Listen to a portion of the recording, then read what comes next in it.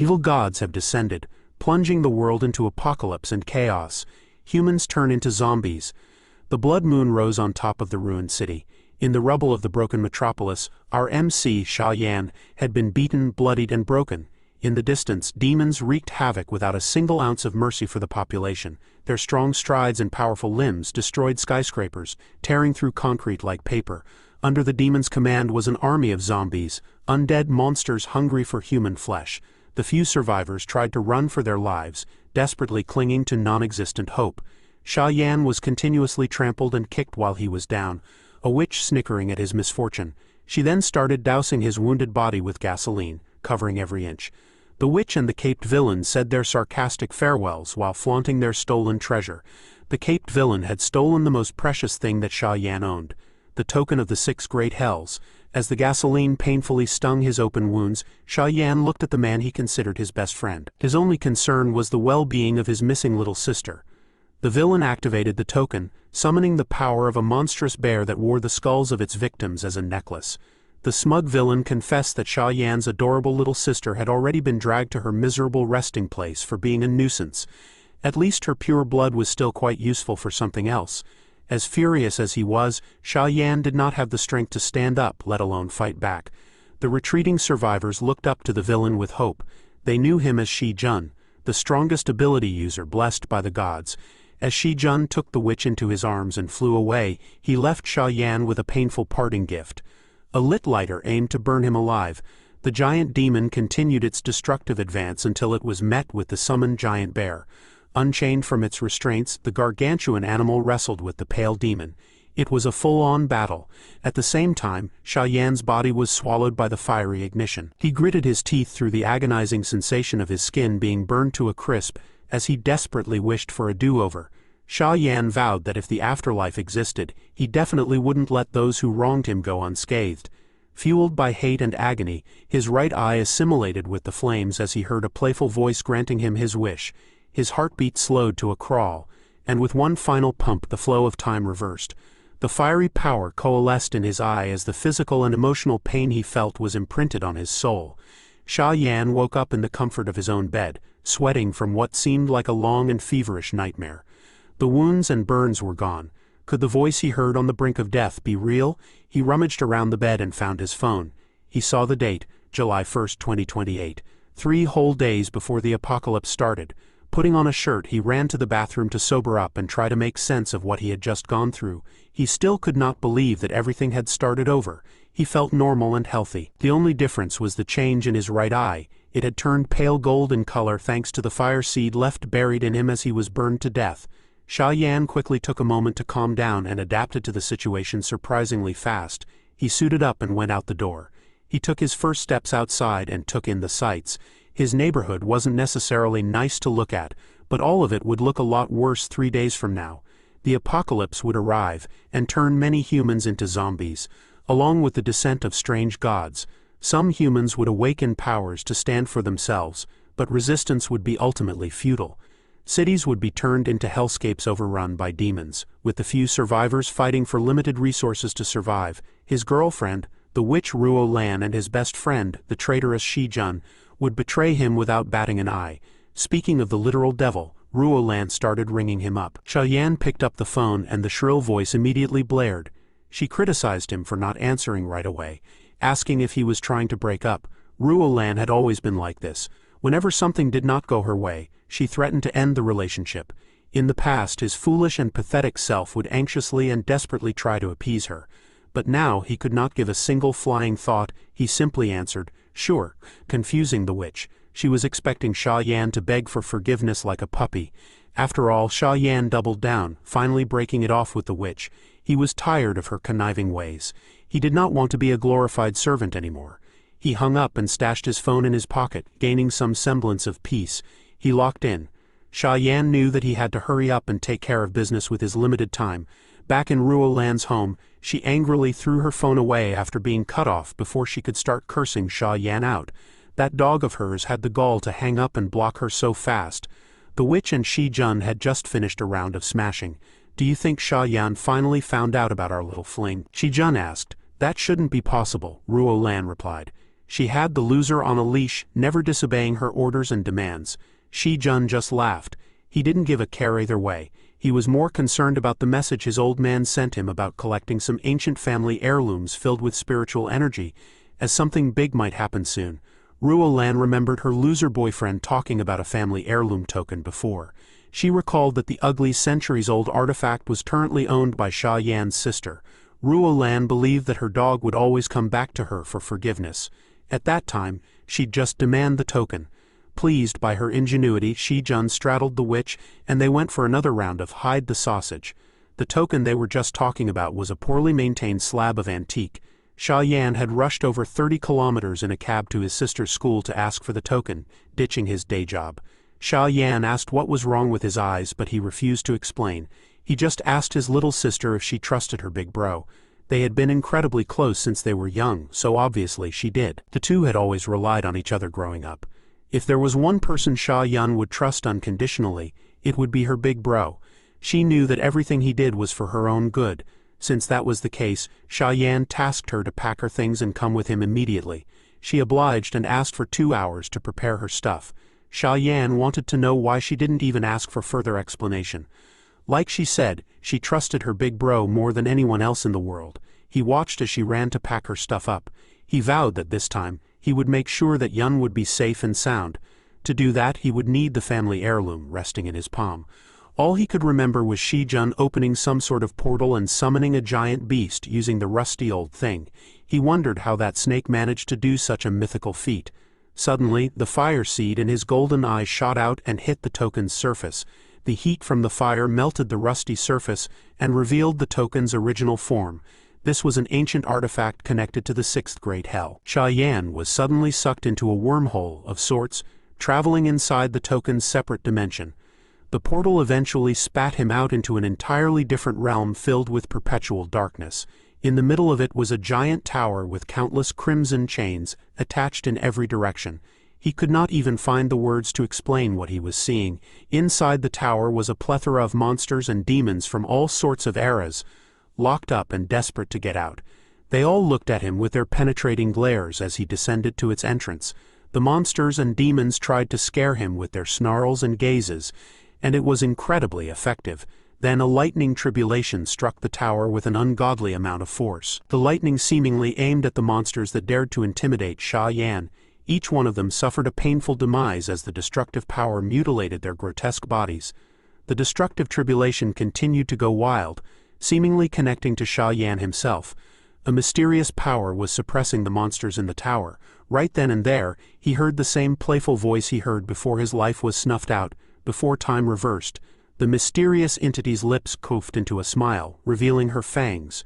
Sha Yan's guard immediately went up as he stared at the humanoid creature in front of him. She introduced herself as Sudaji, a beautiful 9-tailed fox.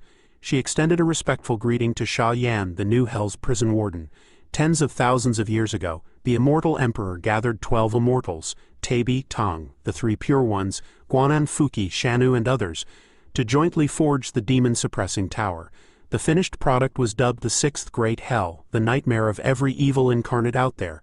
Throughout the ages, all sorts of powerful beasts, monsters, and demons were locked away for their grievous sins. In the Tower of Endless Punishment they suffered the torment of soul-burning heavenly lightning, day and night. The pardon token in your hand is the only key that can unlock the door to this fearsome place. That's also why I referred to you as the new warden. Since this was his first time in this place, the fox invited him to go inside and check on his prisoners. She promised to give him a more detailed report of the place as they walked through. Curious and intrigued by what this all meant, Sha Yan took her up on her invitation. He walked up to the ominous door as if he had nothing to lose. As soon as he entered, he was greeted by the swift weaving of violent energy bouncing around the first floor. Sudaji warned him to look out and be careful of those dancing waves. As if by instinct, his golden eye lit up, summoning a seemingly conscious trail of fire that protected him from the malevolent energy. Sudaji was impressed with how efficiently he handled the tower's first surprise. She identified the flame in his eyes as the nether fire seed. It must be the catalyst that made it possible for you to restart your life after death in the underworld, she said. Sudaji also confessed that she contacted him as his life flickered away. The bond between the fox and the Sha Yan family runs deep.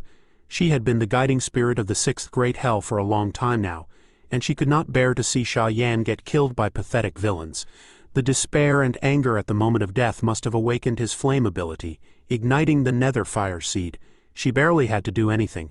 That's one big question answered.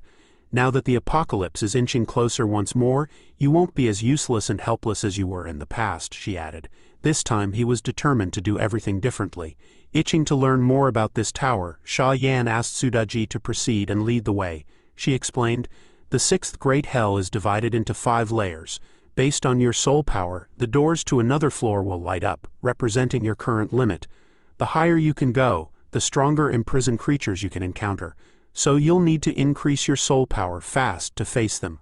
Right now, the only section lit and accessible is the one on the ground floor." Behind the prison cell was a familiarly terrifying figure. It was the same gigantic beast that Shi Jun summoned and rode in his previous life.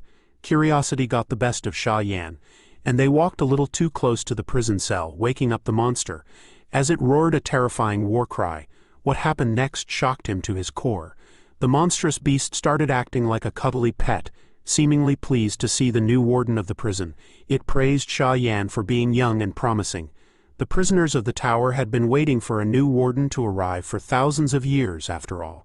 The beast even offered its services if Sha Yan ever needed anything. The shameless black bear even tried to sneak a kiss in before being kicked away by Sudaji for daring to get close to the warden. As it turned out, the fox just wanted to get first dibs on licking Sha Yan lovingly first. She did not want any competition for the warden's attention. She complained that these 1,000-year-old demon kings had only been imprisoned for a few thousand years and had already turned into attention-hungry dogs. But not everyone was like Black Bear. Some of the prisoners did not approve of the young warden only relying on his token. The chained-up bird-looking demon would rather get struck by heavenly lightning for another 1,000 years than grovel at the kid. Accounting for Sudaji and the Black Bear demon, it seemed like the tower held an untold number of legendary creatures.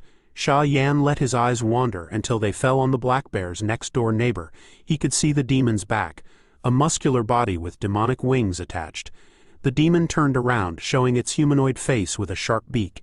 He recognized the demon from the ancient stories and myths, the thunder god Legenji. Sudaji praised the warden for immediately recognizing another prisoner at a glance. She clarified that in this world, monsters are ranked as soldiers, generals, commanders, kings, sages, and beyond. Since Sha Yan only had access to the lowest level of the tower, he could only see general-level criminals. The stronger he becomes and the higher he goes, the stronger the prisoners he could encounter. It is said that the topmost layer even held sage-level immortal criminals. Sudaji had heard Lady Nuwa say about how they once held god-level beings in the tower, but they had been lost to the sands of time. The fox urged the young warden to work hard and ascend the ranks to control the entire prison. Sha Yan was more than just a little overwhelmed by the scale of this responsibility. The tower is more formidable than anything his mind could have imagined. The general-level beasts on the lowest level are already powerful enough to cause ruinous amounts of destruction with their power. The prisoners on the top floor must be world-ending nightmares. But no matter what abomination was locked up on top, they would all just be prisoners under the warden's control in the future. In the coming apocalypse, he has the potential to become the strongest. With his minuscule soul power, this is as far as they can go for now. Sha Yan would have to absorb a lot more soul power to light up more rooms and ascend. Sudaji also expounded that soul power is different from awakened abilities. Abilities can be strengthened by absorbing crystal cores from zombies and mutants. Soul power, on the other hand, can only be obtained by killing gods. In 3 days, when those deities descend upon Earth, his hunt will officially begin. Before eradicating the gods, he needs to make all the necessary preparations. Sha Yan found himself in the busy antique street.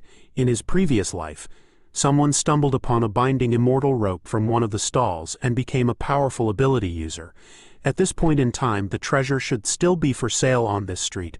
Thankfully, the energy radiating from the antique display cannot escape his nether fire seed. Coincidentally, the head of the Song family and father of Shi Jun, Song Tian, is also roaming the streets to shop with Elder Huang, his trusted antique appraiser. Song Tian spotted Sha Yan looking around the stalls, confused that the young man had an interest in the wares.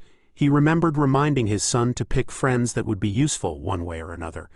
and Shi Jun assured him that Sha Yan was just a foolishly loyal guy who was easy to manipulate. Song Tian did not pay the young man too much attention and continued their search for valuable antiques. Elder Huang assured him that with his discerning eyes, they could get a decent haul. It's too bad that most antiques on display are useless. Song Tian had just gotten back from an ancestral worship ceremony where he dreamt of his ancestors telling him to search for ancient artifacts. He did not know what for, but he decided to give it a go. Suddenly, Elder Huang lit up at the sight of a gourd tied to the door of one of the antique shops. The old man immediately ran to snag it for the taking, but someone else had already gotten to it. The shop owner was glad to find another gullible customer he could scam, but that gullible customer was Sha Yan. The owner spouted some nonsense about the gourd being an artifact from the Ming dynasty. He set the price at 10,000, and Sha Yan immediately recoiled at such an expensive price tag. The young man pretended to inspect the gourd for any damage or peculiarities. He argued that the gourd had cracks and was tied with a cheap broken string. Sha Yan started haggling for the antique, setting his price at 100 yen at most. The shop owner immediately grabbed the gourd out of his hands and told him to piss off. At that moment, Elder Huang and Song Tian swooped in to inspect the antique for themselves, not knowing that Sha Yan had already received the treasure for free. It was the shoddy red string tied around the gourd. No one could have thought that the inconspicuous little string would become so valuable in the coming days. It is the magical treasure dubbed as the binding immortal rope. He was only able to spot it thanks to his nether fire seed vision. Quietly tucking the magical treasure into his pockets, he decided to stick around to have a little bit of fun and do a little bit of trolling. In his previous life, his little sister was captured by the Song family after stealing the token. They used her as a blood sacrifice for some twisted ritual.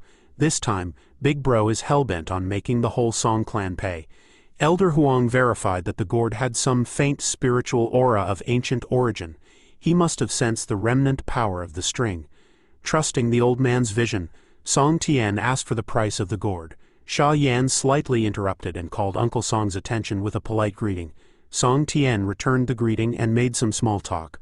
The shrewd businessman even brought up the ancient heirloom that Sha Yan had, saying that he wanted to talk about possibly acquiring it later. In reply to that bold proposal, Sha Yan raised his voice and name-dropped the wealthy Song Tian as loud as he could to attract everyone's attention. With the streets full of enthusiasts trying to strike it rich on Antique Street, a crowd of fanatics quickly surrounded the stall and saw the famous Elder Huang, the appraiser. The hungry hyenas quickly offered a higher initial price than 10,000 for the gourd. Song Tian was irked by the ensuing bidding war, asserting that he found the treasure first. The bid quickly reached 20,000.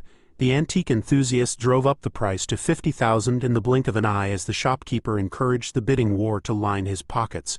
By the end of the brutal auction, Song Tian had to pay 70,000, more than the asking price. He was supposed to get a possible treasure for just 10,000 but ended up overpaying because of Sha Yan's stunt. The young man stuck around to talk to Song Tian about his family heirloom. Uncle Song remained civil and asked the young man to see the token. Sha Yan quickly took it out of his pocket and willingly let them see it from afar. Elder Huang could already tell that the token was a real treasure, and he wanted to take a closer look to confirm. Sha Yan quickly put the token back into his pocket and denied their request for a closer look. Song Tian tried to appeal to the young man's friendship with his son, asking for a favor for his dear old uncle. Sha Yan asserted that he had nothing to do with Shi Jun anymore, and if there was nothing else, he'd take his leave. Finally, Song Tian offered compensation for just inspecting the artifact. Sha Yan took his phone out, showed them his PayPal ID, and asked for 10,000 for a 1-minute inspection. He could give them 5 minutes for a thorough look in exchange for 50,000. Song Tian gritted his teeth and gave in. Bro is just getting scammed left and right. Uncle Song begrudgingly transferred the money over, and the young man tossed the token to Elder Huang. While the suckers were inspecting every nook and cranny of the artifact, Sha Yan was already busy spending his cash. He ordered an ample stock of water and food. Since there were empty cells in the 6th Great Hell prison, he could just store his supplies there. Sudaji informed him that any item placed in a separate dimension would remain unchanged. He could even store some live animals there. So she requested some chickens to snack on. She was a fox, after all. He bought so many essential supplies, from raw ingredients to perishables, that the vendors might think he was starting a farm. It did not take too long for him to run out of funds. Money really does run out quickly these days. After 5 minutes he asked the old-ass duo if they wanted to buy some time extension, but Song Tian was already sold. He wanted to buy the token for himself. When the young man responded that he was open to selling, the old man lit up with glee, but the price point he set was way too much. Sha Yan started negotiations at 10 million. The glee on their faces just seconds ago vanished. Sha Yan quickly retrieved the token and asserted that it was an heirloom that had been passed through his family for thousands of years. He believed that 10 million was a fair price, but he was just giving them an unrealistic offer. With that being said, he took his leave. Elder Huang believed that the token was a genuine antique, but it should only be worth around 500,000. The old appraiser believed that he could get the token for 100,000 if they negotiated, but Song Tian was done with reasonable methods. He thanked Elder Huang for his help and asked him to take his leave. The ruthless business mogul called his son Shi Jun, and ordered him to gather some clan members to find Sha Yan and his sister. He wanted the token and the siblings in one piece. That brat dared to mess with him for the whole day. As revenge, he would do as his ancestors asked, and prepare a young girl's blood for sacrifice. Sha Yan just happened to be the perfect candidate. Sha Yan could already tell that Song Tian was plotting his disgusting revenge. This was precisely what he was hoping for. He even regretted not extorting more money from the bastard. Sha Yan was just getting started with collecting debts for the Song family's transgressions. The young man went straight to his little sister's dorm and found Sha Yun waiting for him outside. She was all packed and ready to go. He took her luggage, ready to finally head home for the day. Before they could leave, a pretty woman with platinum hair came running in to stop the siblings. She must have run all the way through with how disheveled she looked. This was Yun's homeroom teacher, Miss Bai Shiyan. Miss Bai tried to catch her breath and proceeded to ask why Sha Yan suddenly got up and left school, knowing that there was an exam the next day, an exam that would be crucial for her future. Sha Yan introduced himself to the teacher and confessed that he was the one who was pulling his sister out of school for a temporary leave. Miss Bai argued that Sha Yun is the top student in her class. She knew that the siblings' parents had passed away, leaving Sha Yan to take care of his sister. Miss Bai expected him to be a responsible guardian, not the type to strain his sister's future. She refused to let her most promising student go without a valid reason. Miss Bai believed that Sha Yun had a bright future ahead and that the young man was ruining it. The passionate teacher firmly believed that as long as the earth wasn't exploding, Sha Yun should not take this temporary leave for whatever reason. Miss Bai quickly realized that she must have crossed a line with her words, but she was just concerned for her prize student. Feeling bad for intruding on family matters, she still insisted on continuing Sha Yun's education. Sha Yan took it pretty well. He thanked Miss Bai for looking out for his sister's best interests. As a token of his gratitude, he gave the teacher some valuable advice. With a serious tone, he asked her to stock up on as much food, water, medicine, and weapons as soon as she could. Most importantly, she should prepare a large supply of painkillers to help her get through the tough times ahead. Miss Bai was surprised at such a grim implication of his advice. It was as if he was saying the world was really going to end in the coming days. Leaving Miss Bai stunned in silence, the siblings went on their way. Back in Sha Yan's home, Yun asked his big bro, "What's the plan now that she's here?" She wasn't dumb. She knew that her brother must be preparing for something big that was about to happen. He openly admitted that there would be some drastic changes in the coming days, but swore to protect her with all his might. He fashioned the token into a necklace and made Yun wear it. While he was going out for a bit, he asked her to never open the door for anyone, no matter what. Yun kept her cheerful attitude, promising her big bro a hearty meal when he came back. The token on her neck would allow Sha Yan to sense her whereabouts at any time. For now, he needed more funds as soon as possible. Sha Yan got out of the elevator and noticed that the witch was waiting for him in the lobby. She was on a call with someone, blatantly talking about the siblings with an irate tone. On the other side of the line was that snake Shi Jun, telling Ruan to keep the loser occupied while he and his boys did their thing. Seeing that Sha Yan had finally shown his face, the witch tried to use her feminine charm and invited him to grab a late-night snack with Zujun, like old times. Sha Yan didn't want to waste another breath on this witch, so he just shoved her out of the way. But Ruolan was either extremely persistent, or she just couldn't read the room. She grabbed his arm and asked if they were really breaking up. "After everything we've been through," she questioned. She thought he was just being childishly jealous about something, so she came all the way out here to see him. Sha Yan pushed her once more. Just the thought that he was ever in a relationship with her made him sick. He warned her to stay the hell away from him from now on. Ruolan went on the offensive, calling him ungrateful. but her words no longer held any power over the young man. Sha Yan just exited the building, leaving the conniving witch. Ruo Lan's ego was shattered, and she quickly reverted to being the demanding waste of space that she was. Sha Yan waved the deed of his house in the air, telling her that he was going to sell it. The witch panicked. She had been expecting to get the place once they got married. She had long since viewed it as their wedding house. Not only was Sha Yan going to sell it, but he was going to sell it way below market price too. Sha Yan's behavior just didn't make any sense. He had started standing up for himself, and now he was selling a house left by his parents. It was in a prime location, worth at least 3 million. That house was her end goal. That's why she dated him. Quickly thinking on her feet, Ruo Lan returned to her gentle demeanor, and asked how much he would sell the property for. To make the process easier and quicker, he said he was going to put it up for just 1 million. Ruo Lan was flabbergasted, thinking that Sha Yan must be in some sort of trouble and needed to sell the house to pay off debts.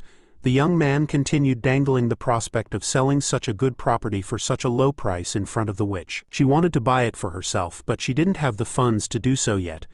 All she could do was offer him 300,000 upfront and promise to pay the rest later. "That's a no-go though," Sha Yan replied. "I'm not looking for an installment plan."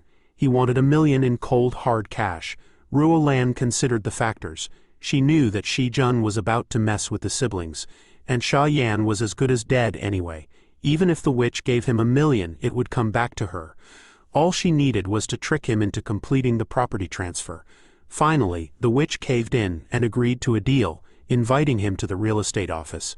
At the real estate office, Ruo Lan hopped on a call with her mom to get the rest of the cash, assuring her mother that the money would come back without a fuss. The witch's mom criticized her for dating a broke boy, to the point of spending her own money and the family savings to buy his house. The witch nearly cursed her mom out, but she managed to keep it together. She was still thinking that Sha Yan would be gone for good very soon. Getting impatient, the young man urged Ruo Lan to hurry up with the payment so he could sign the property over. The witch thought that he was falling right into her financial trap. Little did she know she was falling into his instead. When the apocalypse finally descends, every property on the planet will lose all its value. Without the 1 million in her personal and family savings, Ruo Lan would have nothing and would lose her last chance at survival. The witch was all smiles as the deal was completed, even inviting him back to the house to celebrate. This time Sha Yan did not turn her invitation down. As the sun set, Shi Jun and his goons walked around the back of the residential building with weapons in hand. Before Sha Yan came back, they intended to go upstairs to have a very, very deep conversation with his sister. The poor Yun was upstairs diligently preparing a meal for her brother, unaware of what was about to happen. Unbeknownst to her, the token pendant she was wearing around her neck started emitting a strange energy. Soon, the group of bandits, led by Shi Jun, were right in front of the apartment door. The bastard Shi Jun knocked on the door and called out to Yun. He hoped that the girl would open the door for him since he was her brother's friend. Hearing the knock, Yun went to the door. However, she was in no hurry to open it. Even though she recognized Shi Jun's voice, she said that her brother wasn't at home, and asked Shi Jun why he was there. He laughed in his usual manner and replied that he already knew about it. The bastard began to assure her that her brother had gone to buy ingredients for dinner while he had been asked to return home first. His words seemed very true to Yun, for she had no idea what was waiting for her on the other side of the door. Unconsciously, she reached for the door to open it, but suddenly, she remembered the words of her brother, who warned her not to open the door for anyone. Her brother's words instantly made her change her mind because she trusted him more than anyone else. Turning to Shi Jun, she told him that he would have to wait until her brother returned. Her answer made the bastard furious. His friendly mask evaporated, and his tone of voice became irritated. He pretended to be offended because she feared and distrusted him, and he began to demand that Yun immediately open the door. But with this behavior, this jerk only made things worse because Yun only became more convinced that she should not open the door. Realizing that his plan had failed, Shi Jun decided to go for more drastic methods. One of his friends had already brought a box of tools. They were going to use them to get inside the apartment. For these guys with criminal backgrounds, picking locks was not a new thing, and a lock like this should have fallen in minutes. While his friend was picking the lock, Shi Jun started to ask Yun if the symbol of their family belonged to her. Unsuspecting, she replied that her brother had just put it on her. The bastard's question didn't make much sense. His only purpose was to distract the girl while his gang broke the lock. Soon they had indeed succeeded in doing so. The very next moment, a bunch of scumbags with bats rushed inside. Isn't it a bit much to invade the home of a defenseless girl? Next time, they should get a bigger gang to be sure. Then the rest went on as expected. They grabbed Yun and Shi-jun started insulting her. He began talking about how it would have been over a lot faster if she'd opened the door first. He felt like a god now because he had the relic that his father wanted, as well as Sha Yan's sister. All that remained was to bring that insolent bastard to his knees and make him apologize. After freeing herself from the bastard's grip, Yun began to ask Shi-jun why he was doing this after all, as she thought he was her brother's friend. Shi-jun had no intention of hiding anything else. He replied with a crazy smile that he was only friends with her brother because he was a naive fool who was very easy to manipulate. He didn't even hide the fact that he had done many dirty things, which he planned to blame on Sha Yan. I don't know how, but artist made quite the face to make you want to punch. Yun couldn't believe it, but the reality was cruel. Shi-jun turned out to be a real bastard who kept bragging about his vile deeds, including his relationship with her brother's girlfriend. His touches were vile, so Yun demanded to let her go. However, her words only made things worse. In response to her plea, the bastard slapped her face. He told her not to even think of screaming. Otherwise, he threatened to gag her with his socks. Shi-jun's friends were just as scummy as he was.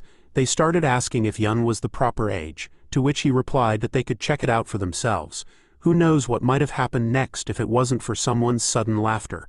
Its owner turned to the guys and asked if they had ever heard of the wine lake and meat forest. Immediately after these words, the surroundings seemed to magically begin to change.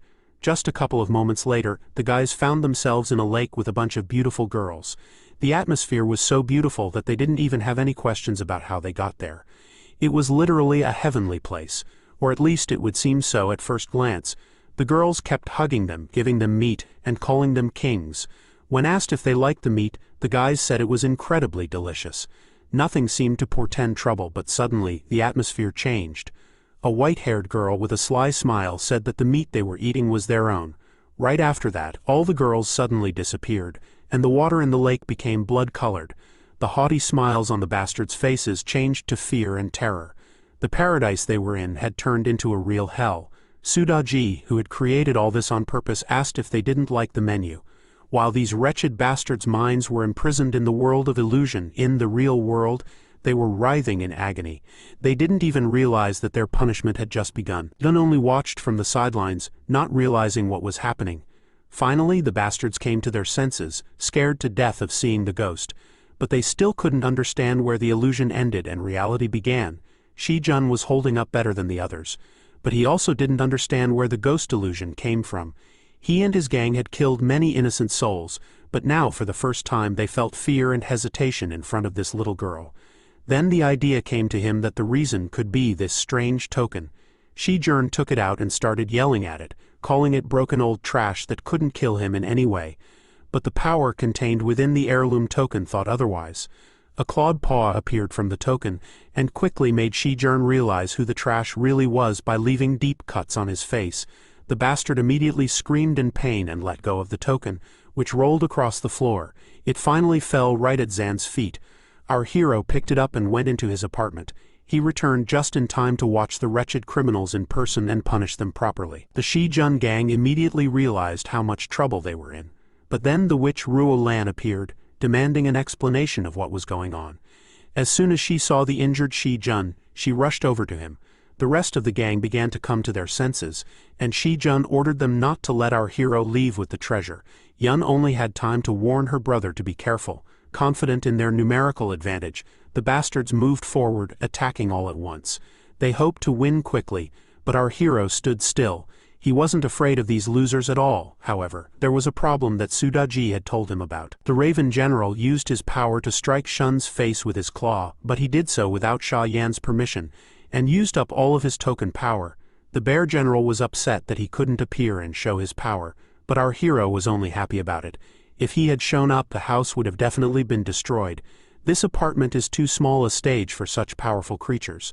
Their turn will come later, he thought. He could easily deal with such a bunch of losers with his own strength. Sha Yan didn't even have to lift a finger to send flames directly at these scumbags. The burning thugs didn't realize what was happening.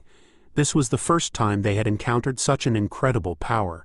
It was as if the fire was intelligent, for there was nothing burning in the room except the thugs themselves. The flames were incredibly hot, and no matter how hard they tried rolling around on the floor, they couldn't put them out. Even water couldn't extinguish the flames, no matter how much these losers looked to it for salvation. The flames were only extinguished when they fell dead. This was the first time Shi-jun and Ruo-lan had seen such a thing, and they were even at a loss for words. Now the main bastard Shi-jun was truly afraid for his own skin. He had no idea that Sha-yan could use magic. The frightened witch Ruo-lan begged Sha-yan to stay away from them and instead remember that Shi-jun was his best friend and she was his girlfriend. But our hero was in no mood to show mercy to such trash. Shi-jun had dared to come to his house, take his sister hostage and try to steal a token, and Ruo-lan, the disgusting witch, had acted to distract and delay him. Just looking at them made Sha-yan simply sick, and they still dared to reminisce about their old friendship. Shi-jun stood up and started to play the most innocent person in the world who doesn't understand what Sha-yan was talking about. At the same time, he quietly whispered to Ruo-lan to go and distract our hero, since she was his girlfriend. Shi-jun himself took out a knife behind his back and continued to talk about how he couldn't wait to be the best man at Ru and Zan's wedding. Ruo-lan started to play along with him and asked our hero to marry her. She was even ready to forgive him for having nothing. "Isn't that true love?" she asked. The only thing she wanted to know was how he got such power, and then she would love him forever. At first it seemed like her spell had worked, and Shi-jun saw it as an opportunity to make a sneak attack. But it was all useless. Sha-yan could easily see their real intentions through the cheap game, therefore he was ready to deal with them right now. A stream of flames from his eye captured the rotten couple and made this world a little cleaner before the apocalypse. Watching the flames, our hero thought about why he got this power and realized why. To purify this world of filthy creatures like Shi-jun and Ruo-lan, he would scorch all such filth from the face of this planet. Meanwhile, at the Song family's estate, their entire clan gathered together to witness the clan leader address the ancestors. Song bowed before the altar and began to ask the ancestors to bless and help his family so that their wealth would become limitless. The spirit of the ancestors appeared from the altar and demanded ancient spiritual artifacts and the girl's blood in return. The pitiful ancient flask that Mr. Song had bought so dearly did not satisfy the spirit at all. The ancestors wanted a real sacrifice and real artifacts. Mr. Song began to promise that there was nothing to worry about. In just a few minutes, Shi-jun should arrive with the girl and the artifact, he said. But the spirit was simply furious that he had to wait for such ungrateful descendants. Even so, he had a message for them. The end of the world, a worldwide apocalypse, is coming in 3 days. It sounded incredible to Mr. Song, but he could not doubt the words of the ancestor spirit. Therefore, he immediately called out to his clan, urging them to send all their manpower and resources to buy up water and food in large quantities. If what the ancestor spirit said was true, the end of the familiar world would come very soon. Song also sent his assistant to quickly find Shi-jun and his captives. They needed to make the sacrifice as soon as possible. However, no one had time to even move when the estate's gate shattered into pieces. Sha-yan entered the scene and brought with him a piece of trash called Shi-jun. Now Mr. Song could not worry about him not showing up. There was one thing though. Shi-jun arrived in the wrong state, but our hero came to this hornet's nest by himself. Mr. Song was shocked to see his son in such a state. He couldn't even imagine how a loser and poor man like Sha-yan dared to do such a thing to his son and then come to the family estate, destroying everything in his path. Song immediately ordered the clan to kill this insolent guy. A dozen bandits immediately rushed towards our hero. Sha-yan could only laugh at their foolishness. He closed his eyes while preparing a fiery greeting for them, and when he opened his eyes again, flames burst out. Sha-yan tagged each bandit with a mark, and after that nothing could save them anymore. So our hero went through their lines without any problems, and the flames hit only those who tried to stop him. Now he was left alone with the frightened Song, who immediately lost all his arrogance. Behind Sha-yan, the remnants of the gang were squirming in the flames, and our hero was about to make the main villain pay. But even cornered and scared to death, Song wasn't about to give up. He had one last hidden trump card up his sleeve, a gun, and he was going to use it without a doubt. However, just as he pulled the trigger, Sha-yan used his flame control ability and blew up the gun right in the villain's hand.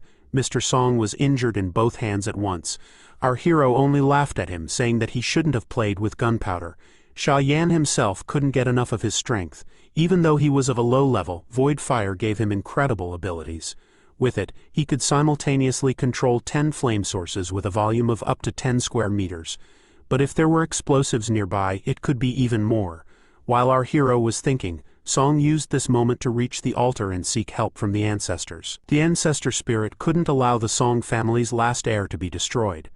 Therefore, it used its flame power to attack Sha Yan. The power of this flame, amplified by the evil spirits, was so great that even our hero couldn't do anything. He even received substantial damage and was forced to retreat a little. At the same time, the wounds of Mr. Song and the rest of the clan members were healed. Now he had regained his confidence in himself and the strength of his ancestors again, and began to promise a very quick death for our hero. This time, Sha Yan was facing a truly formidable opponent, to say the least. It was a real deity. He really didn't expect the Song family to have their own god before the end of the world. After all, initially he just wanted to steal a few ancient things and make some money, but it turned out to be more complicated than he thought. The angry god, who intended to destroy him, was clearly not part of his plans. Fortunately, Sha Yan managed to dodge the first blow. However, the deity was not going to stop. He tried to swat him as if he was a fly. At one point, it even looked like he had succeeded. Seeing this, Mr. Song began to celebrate his victory, but soon the expression on his face changed to shock and horror. What caused this? Well, it was simple. Sha Yan was safe and sound, and he was also riding the god himself.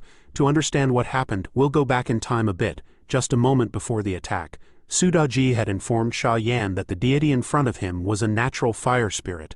Thanks to the family incense, he had managed to accumulate a lot of soul power over the past 1,000 years, and now he was literally one step away from descending to Earth in his true body. If our guy managed to capture and absorb him, he would be able to strengthen his fire abilities as well as strengthen his soul power. Currently his token lacked soul power, but if he dared to take the risk, there might be a chance of victory. Sha Yan didn't quite understand what Sudaji was talking about and asked what she meant. She said that in order to pull this off, he needed to extract his own soul power and infuse it into the token of great crimes. Then he just needed to give an order and call one of the prisoners to help him. Sha Yan realized that he could indeed do this. However, in the event that he failed in capturing the Fire Lord and died, the one he summoned could escape from the prison. Insidious, Sudaji inquired if he was willing to take the risk, but Sha Yan had no intention of following her lead. The fox offered him 2 options, but he chose the third. The very next moment, he began to pour hellfire from his right eye into the token, shocking Sudaji. She had not expected this turn of events at all. When she asked what he was doing, Sha Yan replied that if he died, the hellfire would destroy the token, and without the token, no one in the world would be able to open the prison. In other words, the prisoners would never see the sunlight again. Now they had no choice but to act in Sha Yan's interests. Moreover, they would now have a good motivation to protect him. Without a second's hesitation, Sha Yan began to open the summoning gate. The prisoners in the dungeons couldn't help but feel it. Many of them started screaming and begging to be let out. However, this time, our hero was determined to summon the great demon, Black Bear. As soon as the cell doors were opened, the bear rushed outside. Knowing his character, Sudaji shouted in its wake that the warden shouldn't die under any circumstances. Once in the real world, the black bear knocked the fire god to the ground, who clearly didn't expect to see him. But most of all, the bear was happy to finally be free after a long time. He was very happy to see the sunlight, and even started waving his paws vigorously. However, Sha Yan quickly brought him to his senses. His soul power wouldn't be enough for a long matchmaking session, so he ordered the bear to act immediately. The black bear did not cross our hero and replied that he had made the right choice when he called him. He rushed towards the fire god and began to strike him. Such a low-ranked god didn't stand a chance. All of the fire god's attempts to do anything were to no avail. He was shamefully defeated, with no chance to do anything. In addition, his divine body had crossed the line, making it impossible for him to use all of his strength. He tried to retreat, but Sen did not let him do so.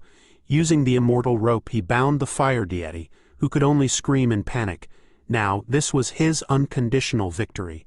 The Song family's ancestor, deprived of his power, was as much of a failure as his descendants. Now, Mr. Song had lost all hope of victory and fell to the ground helplessly. But looking at the rope that bound the ancestor, he remembered where he had seen it before. It was the same rope that Sha Yan had taken from the artifact before he bought it. Our hero only laughed at the rich loser, thanks to whom he was able to get a rope capable of binding immortals for free. Poor Mr. Song had no choice but to cry like a child. His precious ancestor, whose power his family had fueled for thousands of years, was now vaporizing right before his eyes. In the end, his ancestor, a huge fire spirit, had turned into a small spiritual crystal, which Sha Yan could now easily hold in one hand. The Song family's entire inheritance was now in his hands. Now that everything was in his hands, our guy proposed to discuss a deal that Mr. Song wouldn't be able to refuse. Shi Jun turned out to still be alive, although he was still slumped over. So, Sha Yan offered to keep him alive in exchange for absolutely all of the Song family's money. That was a low blow to a greedy bastard like Mr. Song. But he knew that after the apocalypse came, this money would be worthless anyway. In the end, he agreed, and Sha Yan received the money and left to use it. Quickly, Shi Jun just couldn't believe what had happened. He couldn't even imagine being poor, but Mr. Song calmed him down, assuring him that the money would soon be useless anyway. And the main thing was to save and gather as many people as possible for the rest of the surviving subordinates. Mr. Song ordered them to keep quiet about what had happened here and hurry up and sell their properties. Then they should exchange all the money they received for rice and water. All the supplies they bought would have to be taken to the shelter under Mr. Song's country villa. There's plenty of room and a decent stockpile of weapons. He also instructed them to contact Old Man Huang and buy up all the ancient artifacts they could. Mr. Song was just furious that Sha Yan was the only one to be the first person who got the abilities, because the end of the world was approaching.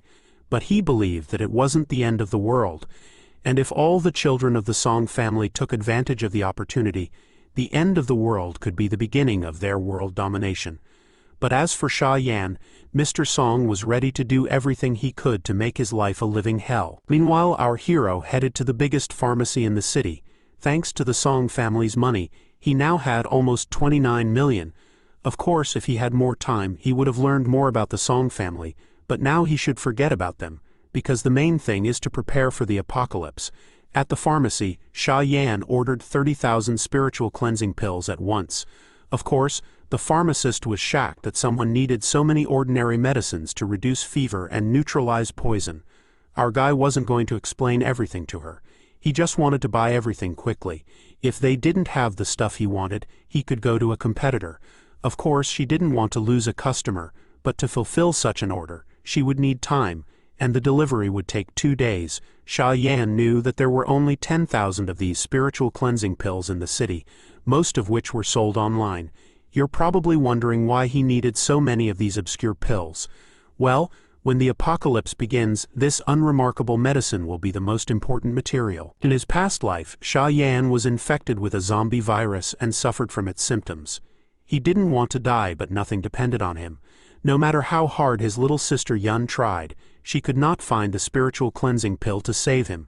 As it turned out, the spiritual cleansing pill was the only medicine that could accelerate the awakening of abilities, and was effective in suppressing the zombie virus. Unfortunately, they didn't know about it beforehand, and all the pills had already become unavailable. Yun went to a distant pharmacy in hopes of finding the medicine for her brother, ignoring Sha Yan's pleas not to go there because it was dangerous outside. She was caught by the villains who felt free during the apocalypse. Sha Yan never saw her again in that life, but this time he was determined not to let it happen again. As for the Song family, they know that the end of the world is coming and will surely stock up on food, but our hero hoped that they didn't know about the most important resource in the early stages of the apocalypse, which is not food at all, but the awakened with supernatural powers. If San could get his hands on a bunch of spiritual cleansing pills, he would be able to gain many abilities that would make him like an army. He took out his token and ordered his hellfire to ignite. By doing so, he consumed the fire spirit he had sealed in the Song family's ancestral estate. Immediately afterward, he awakened the power of the Flaming Lotus, and Sudaji didn't miss such an opportunity to congratulate the Warden for successfully improving his ability with the power of the Flaming Lotus. Sha Yan would now be able to break barriers and destroy illusions. For example, now the illusion of the wine lake and meat forest will not be a hindrance to our hero.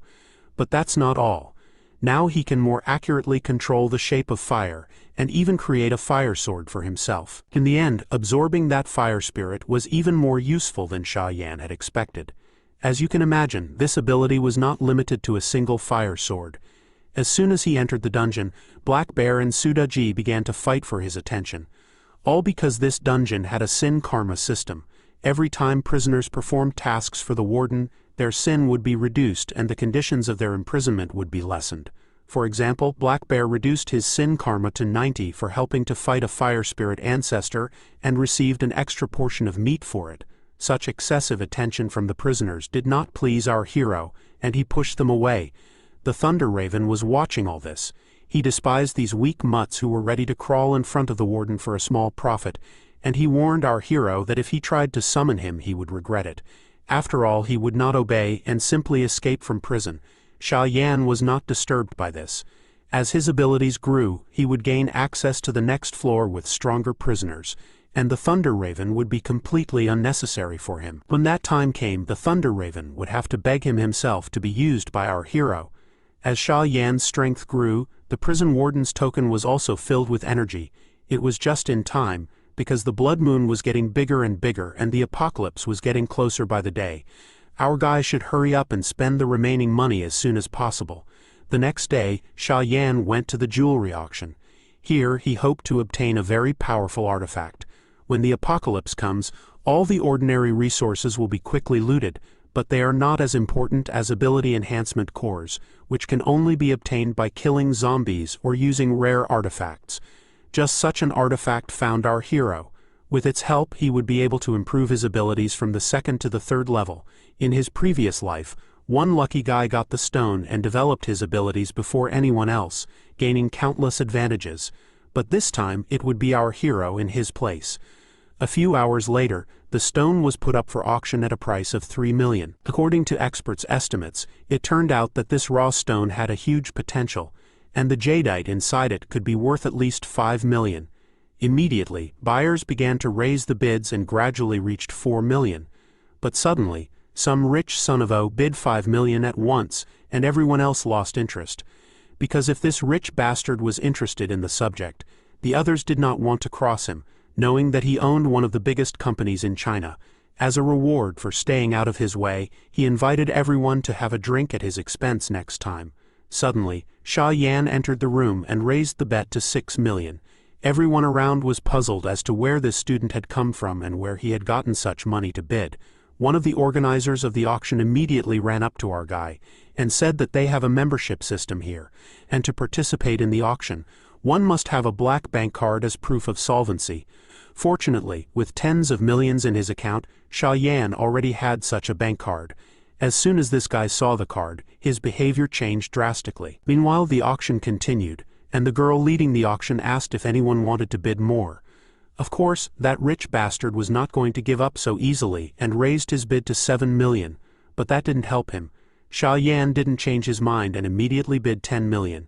Everyone was shocked by such a bet. It far exceeded the price of the processed gem inside. The girl that was with that rich bastard advised him to calm down and not to continue to measure his dignity with this loser who only pretends to be rich. Surprisingly enough, he listened to her and backed off, but finally asked her what our hero's name was and promised to memorize his name and how cool he is. Maybe the next time they meet, victory will be on his side. Finally, Xia Yan got what he wanted. Even just holding the container with the stone in his hands, he could feel its power, and his eye lit up with red flames. There was nothing more for our guy to do here, and he headed for the exit. Behind him, the next lot was presented, an ancient feather fan inlaid with precious stones. No sooner had Xia Yan reached the door than the frightened cries of "monster" and requests for help were heard behind him. Everyone was trying to save their lives when the spirit of a giant snake burst out of the fan. This snake had an almost human face and flew straight at our hero, ignoring everyone else. Xia Yan speculated that the summoning of this monster could be due to the fact that this fan, before the auction, was lying too close to the stone and managed to absorb some of its energy. Besides, the end of the world was getting closer, which also gave the monster more power. After all, the world is about to fall into chaos, and such supernatural events are only small signs of the coming disaster. The rich blonde guy was not a coward at all, and in the face of unknown danger did not run to hide like everyone else. He tried to attack the snake with a telescopic stick, but expectedly it did not bring any result. The snake didn't even feel his blow and rushed straight at Xia Yan. To everyone's surprise, Xia Yan didn't even move when he caught the snake by the neck and put the fire collar on it. With the improved flame control, stopping the overgrown snake was easy. Then he activated the lotus flame, and the flames began to destroy the shell of this spirit. After a couple of seconds, all that was left of the snake was another spirit crystal. If Sha Yan uses it, he can gain new abilities. However, judging from the fact that this spirit's level wasn't high, he would only be able to obtain a small ability from it. Sha Yan was about to leave, when the rich blonde man behind him fell to his knees. He recognized that our hero was a true master and wanted to become his disciple to obtain similar power as well. However, he would have to wait. All in good time. After a couple of hours, the front of Sha Yan's house was covered with boxes and cages with animals. This all started to attract the attention of his neighbors. They were puzzled as to how Sha Yan had gotten so rich and why he had bought so many things. Most of them concluded that he was going to start his own business and were happy for him. However, not everyone was so kind. There was one nasty lady who did not like that Sha Yan was doing well. She was sure that he would never be able to open his own store, but the main reason was that Auntie Zhang had her eye on the warehouse that belonged to Sha Yan. She wanted to get her hands on it to open her own store. Of course, she didn't want to admit it now. Just then, our guy came in and didn't pay any attention to the crowd of neighbors. He just walked past all these onlookers, wondering what else he could buy with the money left over after buying supplies. When he got closer, the delivery man informed him that they had delivered everything, and asked if Sha Yan wanted to count it all. But our hero was not going to waste time on that. In addition, another car should arrive tomorrow, and most likely the goods would not fit in this warehouse. At least that's what the delivery guys thought. In order not to draw too much attention to his abilities, Sha Yan decided that he would pick up everything himself from their central warehouse tomorrow. Zhang overheard all of this, and was shaking with envy. She couldn't understand how Sha Yan had gotten so rich. She knew well that he was an ordinary orphan who had long lost his parents, and he dared to get in her way. How dare he open his store in the place she had first favored? Meanwhile, her little rascal grandson wanted to take a piss, and it looked like she wasn't raising him properly. This little rascal, for such a case, ran straight to the boxes of our hero. This kid was really shameless. His grandmother's reaction was not right. She even praised him and began to justify him in front of Sha Yan, saying that he was small and could do anything. However, our guy did not think so. He quickly grabbed him by the collar and brought him back to Zhang. At the same time, the little boy also managed to give her a golden shower. What did you expect? It's a dumb Chinese manhwa, and the jokes are the same. Zhang got mad and said that Sha Yan can't behave like that. The kid is just playing and he's treating him like that. Of course, the kid started crying. However, all this did not bother our hero. It is his property and they should stay away from it, so he just slammed the gate right in their faces. Zhang was just twisting with anger for how much she wanted to get revenge on him. Her grandson, meanwhile, wanted to play with firecrackers and scare the neighbors with explosions. That's when she had a brilliant idea. She will buy a bunch of firecrackers, not only for her grandson but also for herself. And in the evening they will make an unforgettable fire show together. Some spark would surely hit the warehouse and cause a fire in Sha Yan's warehouse, and she couldn't wait to see his face afterward. Meanwhile, our guy locked himself in the warehouse, away from prying eyes, and started moving all the boxes and cages into his own prison. Sudaji happily welcomed all the supplies, and not for nothing. She, as a cunning fox, had her own plans for the chicken. She would finally be able to eat.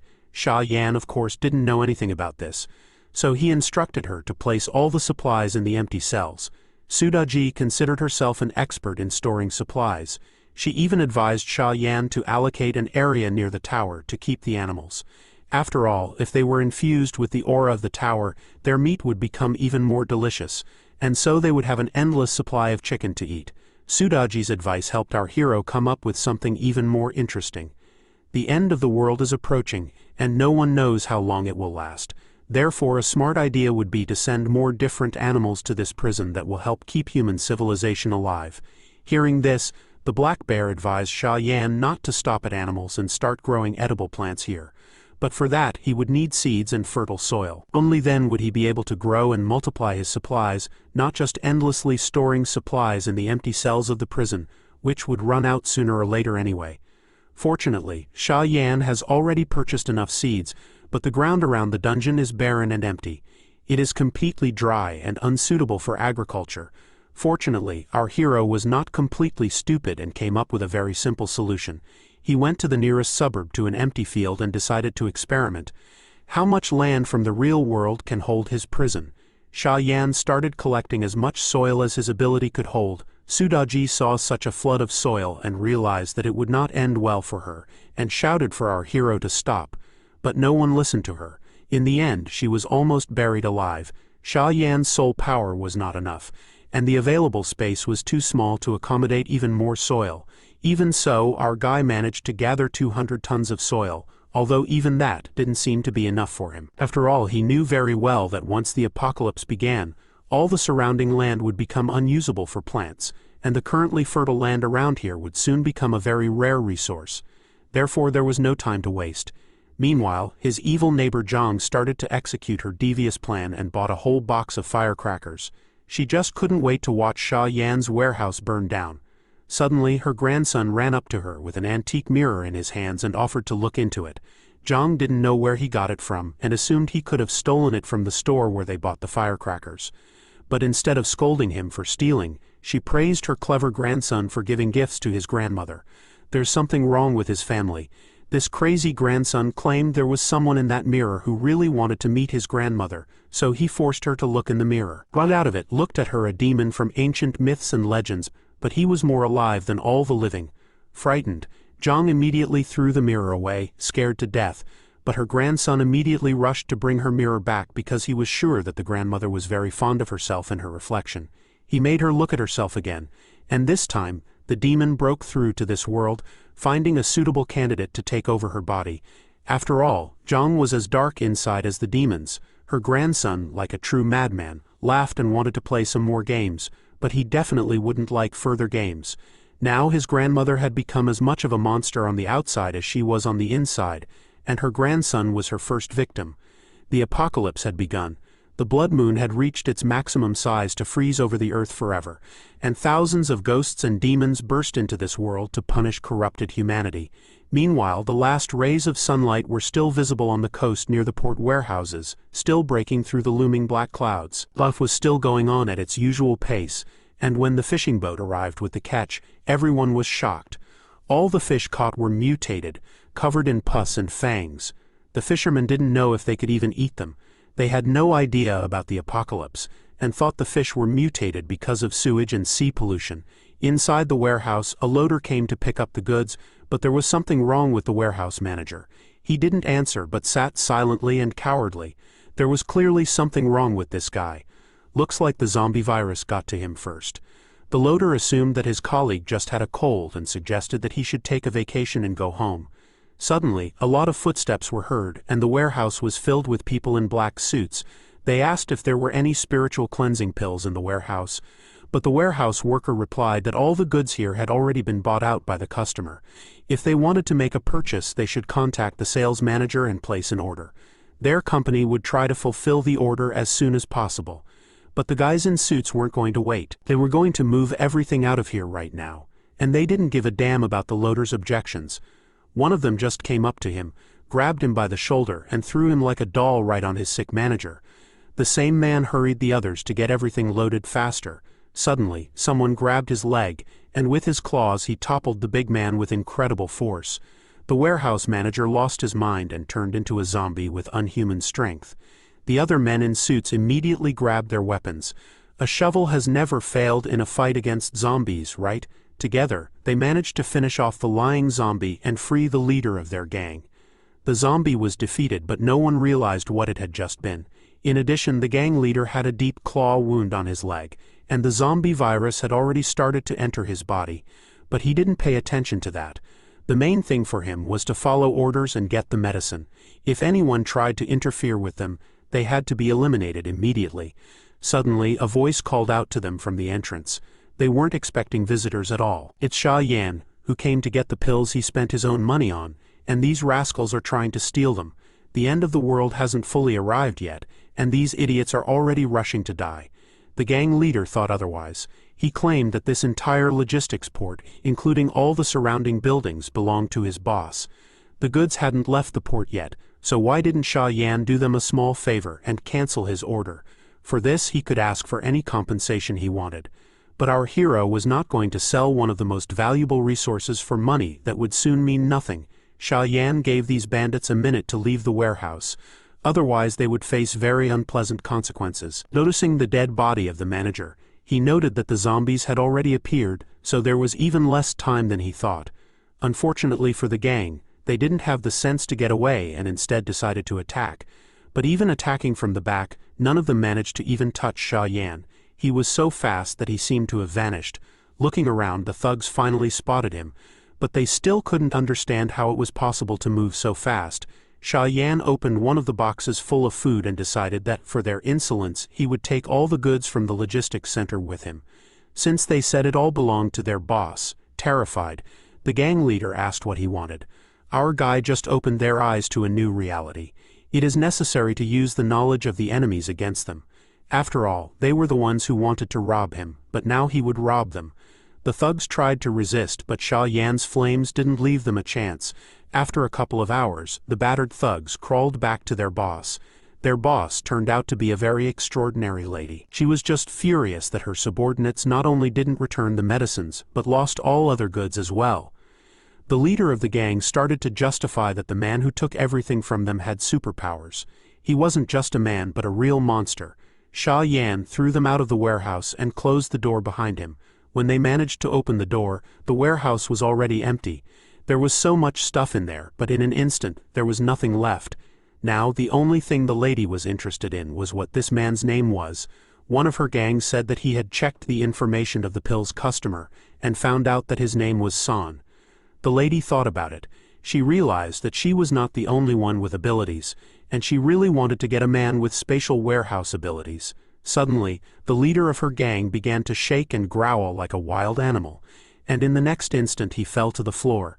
Looks like the zombie virus has defeated him, and the lady should get the hell out of here. But the lady did not seem to be frightened at all. Moreover, she immediately concluded that the virus had already penetrated into the man's brain, and that even medicine would not save him. Since there was nothing to be done, she ordered the others to burn the man, warning them to be careful not to come into blood contact with him. But suddenly, the man moved and rushed toward the lady. It would seem that she was finished, but instead of running away, the lady began to gather magic in her hand. Dozens of living branches rushed into the room and pierced the man. Now it was clear why the lady was so confident. Once the zombies were finished, she told the rest of the shocked guards not to be surprised by something like this. For this was just the beginning. She ordered them to keep looking for medicines and stockpiling weapons, and to use the warehouse as a base. Only these preparations could save them from what lay ahead, and what lay ahead of them was a real hell. The lady knew it very well. At the same time, Yun asked Sha Yan why he brought spiritual cleansing pills, to which he replied that the water and air were no longer pure. From now on, they had to drink only mineral water and take 3 spiritual cleansing pills every day. In case Yun suddenly became cold, she would have to inform him immediately. Yun didn't understand why this was necessary, and asked Sha Yan to explain to her about what happened. Our hero also thought that it was time for that too, so he promised his sister to tell everything on the walk. Although the apocalypse had not fully arrived yet, the eerie atmosphere was already in the air. Even Yun could feel it perfectly. The reason for this was the demons that were beginning to appear more and more frequently, and it wasn't somewhere far away. Literally, strange sounds were already coming from the neighboring apartment. Zhang had already managed to turn into a zombie demon and eat her grandson. Losing all common sense, she rushed outside with shouts of curses to wreak havoc, full of her endless greed. After a while, heartbreaking screams started coming from the house. At the same time, Sha Yan, along with Yun, were already getting into a cab. Ruo Lan and her mother were walking nearby. The treacherous Ruo Lan was proudly showing the house she planned to live in with Sha Yan in order to become his girlfriend again. She even borrowed a lot of money, and had the most expensive PL plastic surgery in the country. In her opinion, Sha Yan would not be able to resist such beauty. The reason Ruo Lan went for it was because he had suddenly become very strong, and if she could make him her own, she could use his abilities to her advantage. Suddenly, they spotted Sha Yan, who was going somewhere in a cab. He was a treasure that couldn't be missed, so they followed him without a second thought. Sha Yan and Yun arrived at the zoo, where they could already see the signs of the apocalypse coming. The animals that were usually friendly, for some reason on this day behaved very aggressively. On the way here, Xian had already told Yun that the world would soon end, and that people would either turn into zombies or gain superpowers. Sha Yan didn't tell his sister about that painful experience from his past life. He explained his knowledge of the future by the fact that he had awakened his abilities early and could see the future. Realizing the danger of the situation, Yun asked why they came to the zoo instead of seeking shelter. Sha Yan replied that escaping could only be temporary, and it wouldn't solve the whole problem. If they wanted to survive the coming hell, they must awaken their strength. Although he already possessed enough power, he could not stay by Yun's side forever. Therefore, in case of an unforeseen situation, she must be able to stand up for herself. In a word, she should also become stronger. Sister Yun glowed at the prospect of awakening her abilities and becoming as strong as her brother. She didn't want to be a burden at all. The zoo seemed to have nothing to do with it, but we're about to find out. All this time Ruo Lan and her equally greedy mother were watching them. They didn't understand why Sha Yan had come to the zoo, but the main thing for them was to organize a chance meeting where Ruo Lan would charm him with her beauty. Before the meeting, she decided to adjust her makeup and stopped by the enclosure with the llamas. But something in their red eyes tells us that it wouldn't end well. Meanwhile, Sha Yan and his sister arrived at the turtle park. Sudaji immediately appeared and said that she felt something special in this place. Black Bear wasn't silent either and expressed his attitude towards turtles, which he didn't like at all. They are hard to fight, tough, and live longer than anyone else. At last, they came to the right place. The oldest turtle in all of China and maybe the world. It was so old that it was even known to Sudaji and Black Bear.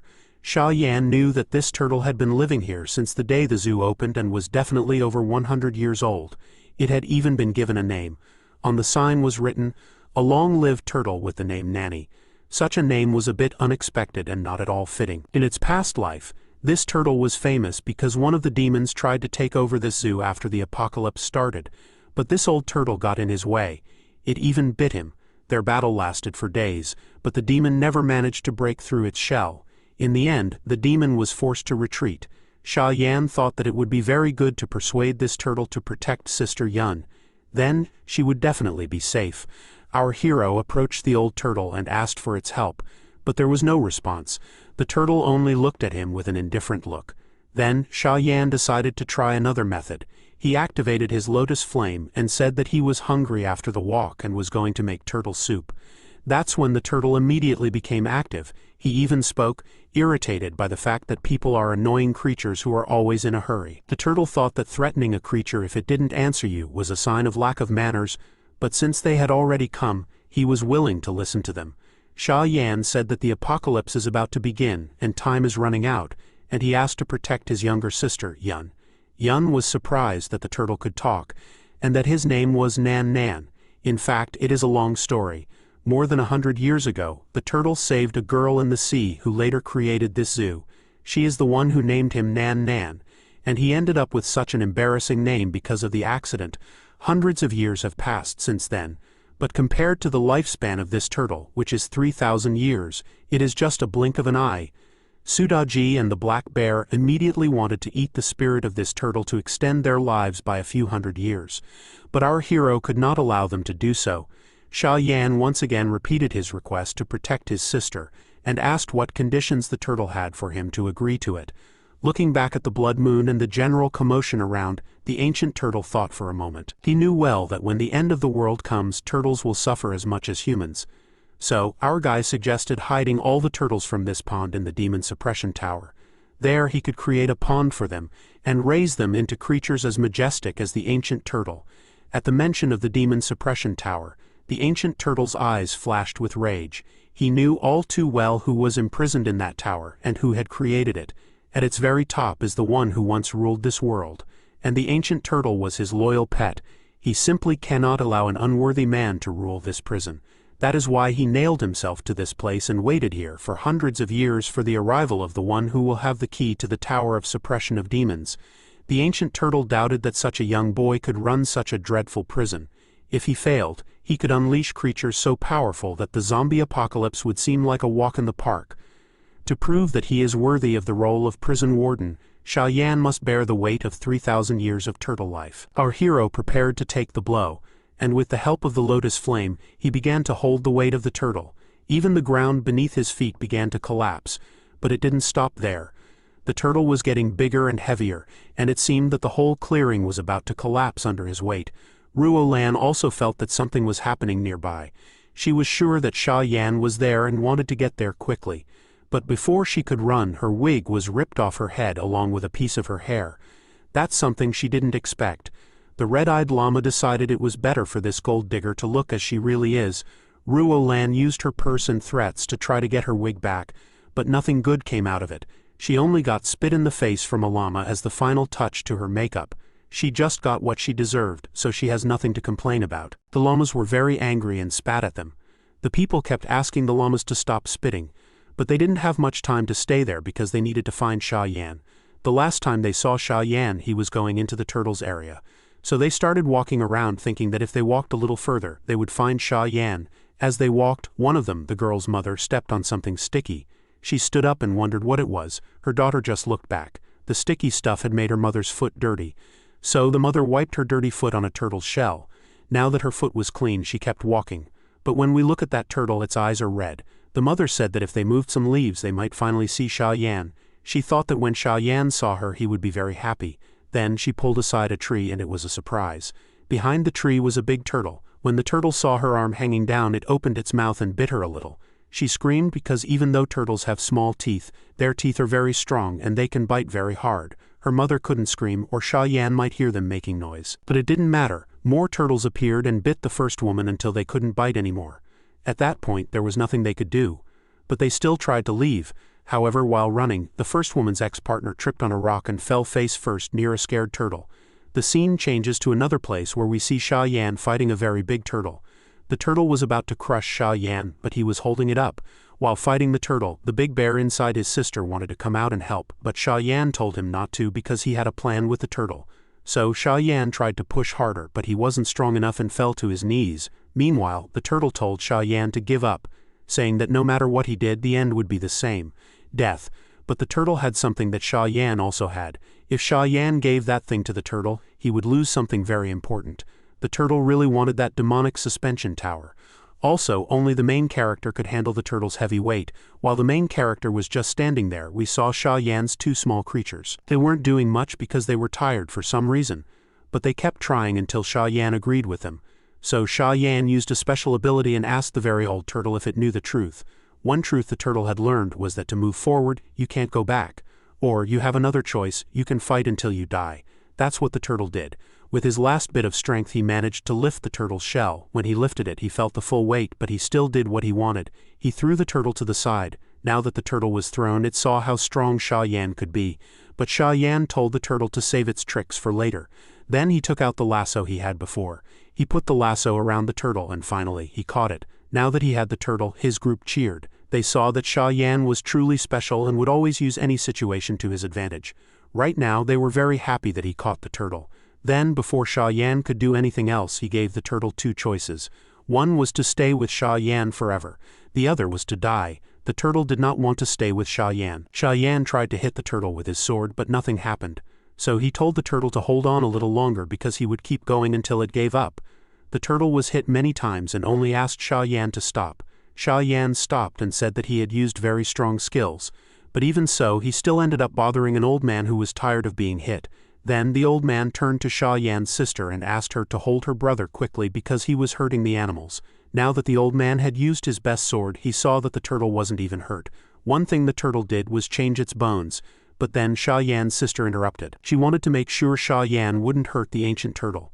She put her hand on his arm and asked him to let the ancient turtle go away or let her take it somewhere else. Even though the old turtle was very angry, it could still see good in people. So it wasn't all bad. The turtle asked for just one small thing. Sha Yan shouldn't call it ancient turtle or anything like that because it wasn't that old. So the turtle changed into a smaller size and went to be next to Sha Yan's sister. It asked Sha Yan's sister to call it Nan Nan. We can see that when Sha Yan's sister called it by this name, the turtle felt she had a kind heart. This made the turtle want to protect her even more in the future. As soon as the turtle said this, Sha Yan's sister hugged it more lovingly. While still thanking it, she also asked to call it by its name, Nan Nan. As this was happening, a bear appeared in its own space. The bear tried to take a little bit of the turtle's age. When it failed, it just cried but still believed that the turtle's protection would be very important for the sister. Also, the bear needed to do something because it didn't know that the turtle was holding a controlled monster. Now, Sha Yan just asked the turtle to do what it was supposed to do. The turtle made a cute face and said yes. Before, the turtle was just playing with Sha Yan's face because it didn't want to go into that other space. But now it was different, so the turtle went into Sha Yan's space. Once inside, the turtle commented that someone with a lot of luck was needed to control everyone in there. And then, the turtle fully went inside a pendant. As soon as the turtle was inside the pendant, we saw that it was trapped in a cage. Now that the turtle was stuck in this space, it was doing everything Sha Yan asked. So it was done.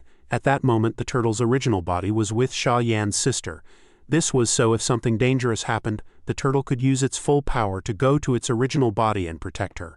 The turtle agreed to this, and in this way, Sha Yan's safety was completely guaranteed.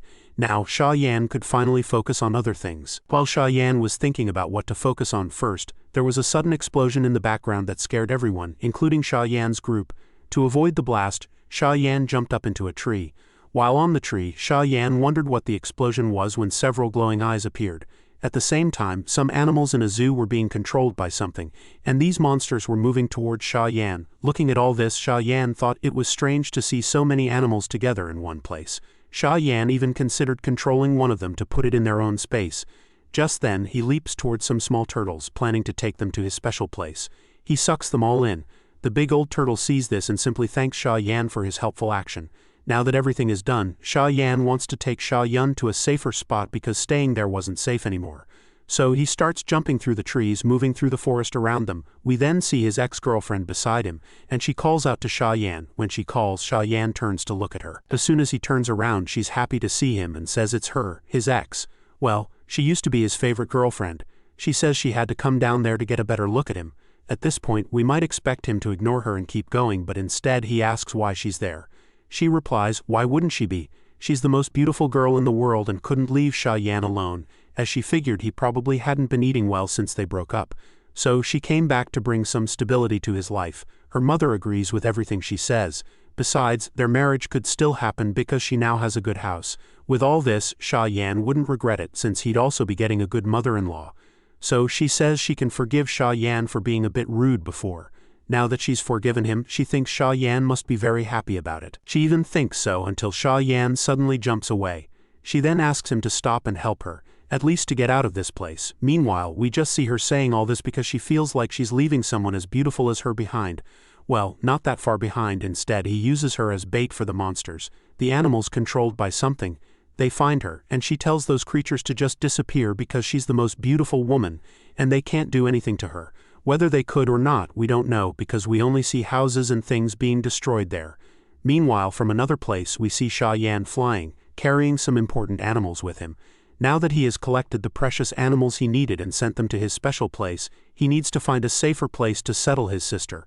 Flying around, he eventually finds the main office of the zoo, and then we see him landing there. He notices that this zoo is in a very secure location. Next to the office is a mountain that would stop any large or small monster from coming and destroying this place. So he asks the turtle to build a good shield there. Then they go inside. They went inside and decided to stay there for a while. Meanwhile, his sister asked him to do some important things that still needed to be done. She knew it wasn't safe for him to be alone there, but his sister really wanted him to go because they now had the strongest turtle helping them. Also, she had made a deal with Nan Nan. Nan Nan would practice his special powers on her, and she would learn to use these powers just like her brother. That's the kind of person his sister was. Now that everything was arranged, he turned to the turtle and asked it to do its job. The turtle simply said yes, it would do its best. After saying this, the turtle's eyes started to glow, and then a shield appeared around the zoo office. The shield locked everything inside and stopped anything outside from getting in. Even birds and wolves nearby that tried to get in couldn't. So Sha Yan just watched as the animals went away because nothing could break through the turtle's very strong defense. But now Sha Yan had important things to do. So he jumped out of the window and his sister wished him good luck. With her good wishes, he jumped and started flying to faraway places. He came across a strange scene where monsters were attacking people. While flying, he saw some people eating each other, but he couldn't stop there. The moon was already very red, and because he was running out of time, he started to fly faster. He arrived in a city where everything was chaotic. People were running everywhere. He saw some changed people trying to catch others. Some people were lucky, but others were knocked down. Some tried to hold on, but it didn't matter, as everyone was caught. Meanwhile, on TV, a reporter said that as time went on, some people were turning into monsters. The reporter just asked people to stay at home. Somewhere else, in a house that was suddenly isolated, we see the sister's teacher, Bai Xian.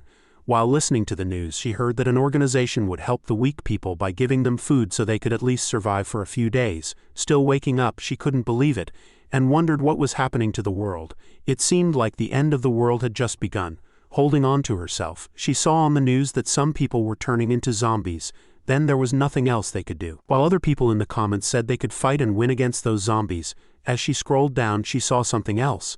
It was a strange sound that suddenly appeared in the sky. Right when she woke up, she suddenly felt a bit sick with a fever.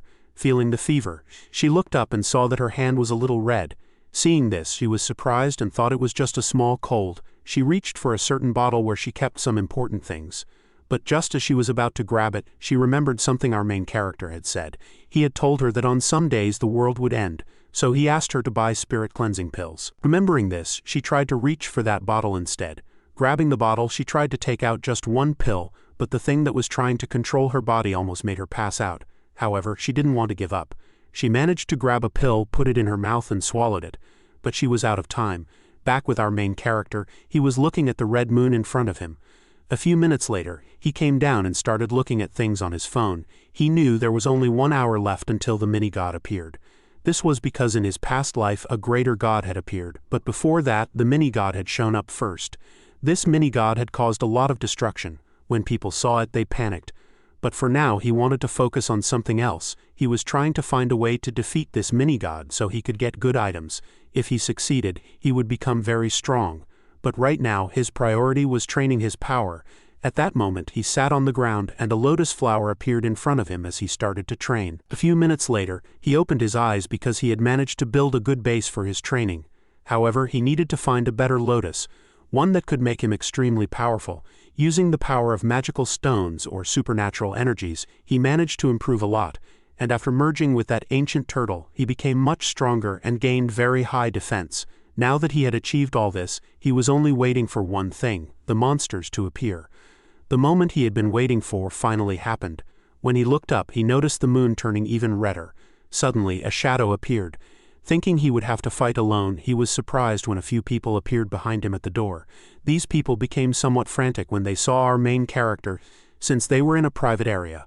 The guards tried to come closer to arrest Sha Yan. As they moved forward, others wondered how he had managed to get to that floor, since the elevator was locked. Ignoring these questions, he suddenly got punched in the face. He realized that there were some crazy people trying to steal his precious money that day. After being punched, he moved forward, but the man in front of him told him to do his job. As he got closer, our main character tried to take action.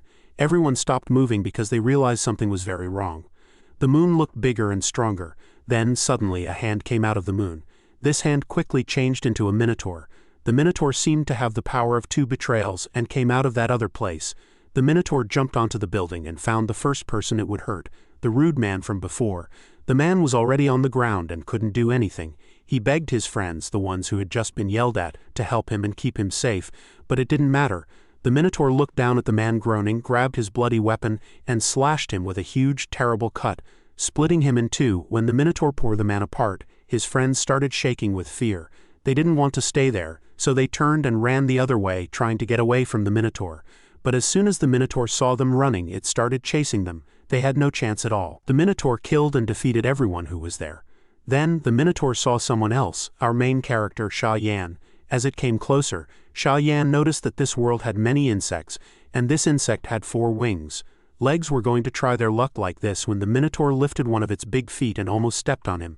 It smashed the ground completely, and our main character was crushed under it. However, using just one hand, Sha Yan somehow managed to stop the minotaur's foot from crushing him. With one hand he showed off his strength, while with the other hand he brought out his sword from his system. At that moment, he told this big creature that it needed more fighting experience. On the other hand, the minotaur was surprised and couldn't believe that a simple human was about to defeat it. Then our main character, with the sword he got from his system, moved towards the minotaur and made several cuts on it, cuts that were enough to kill it. In an amazing scene, he jumped up and then landed on the ground. The group watching everything was surprised and wondered who this person was. But even so, the minotaur wasn't completely beaten at first. The minotaur had come to this world looking for some fun, and it thought it wouldn't find any. But it did. It found our main character. This amused the minotaur, so it raised its axe again and ran at Sha Yan, trying to hit him. But again, it hit the ground instead because our main character was extremely fast and dodged the axe that was about to hit him. Seeing this, the Minotaur was startled. Meanwhile, on the other side, Sha Yan saw that the creature was too excited, so he decided to take one of its legs. After saying this, he walked toward the Minotaur.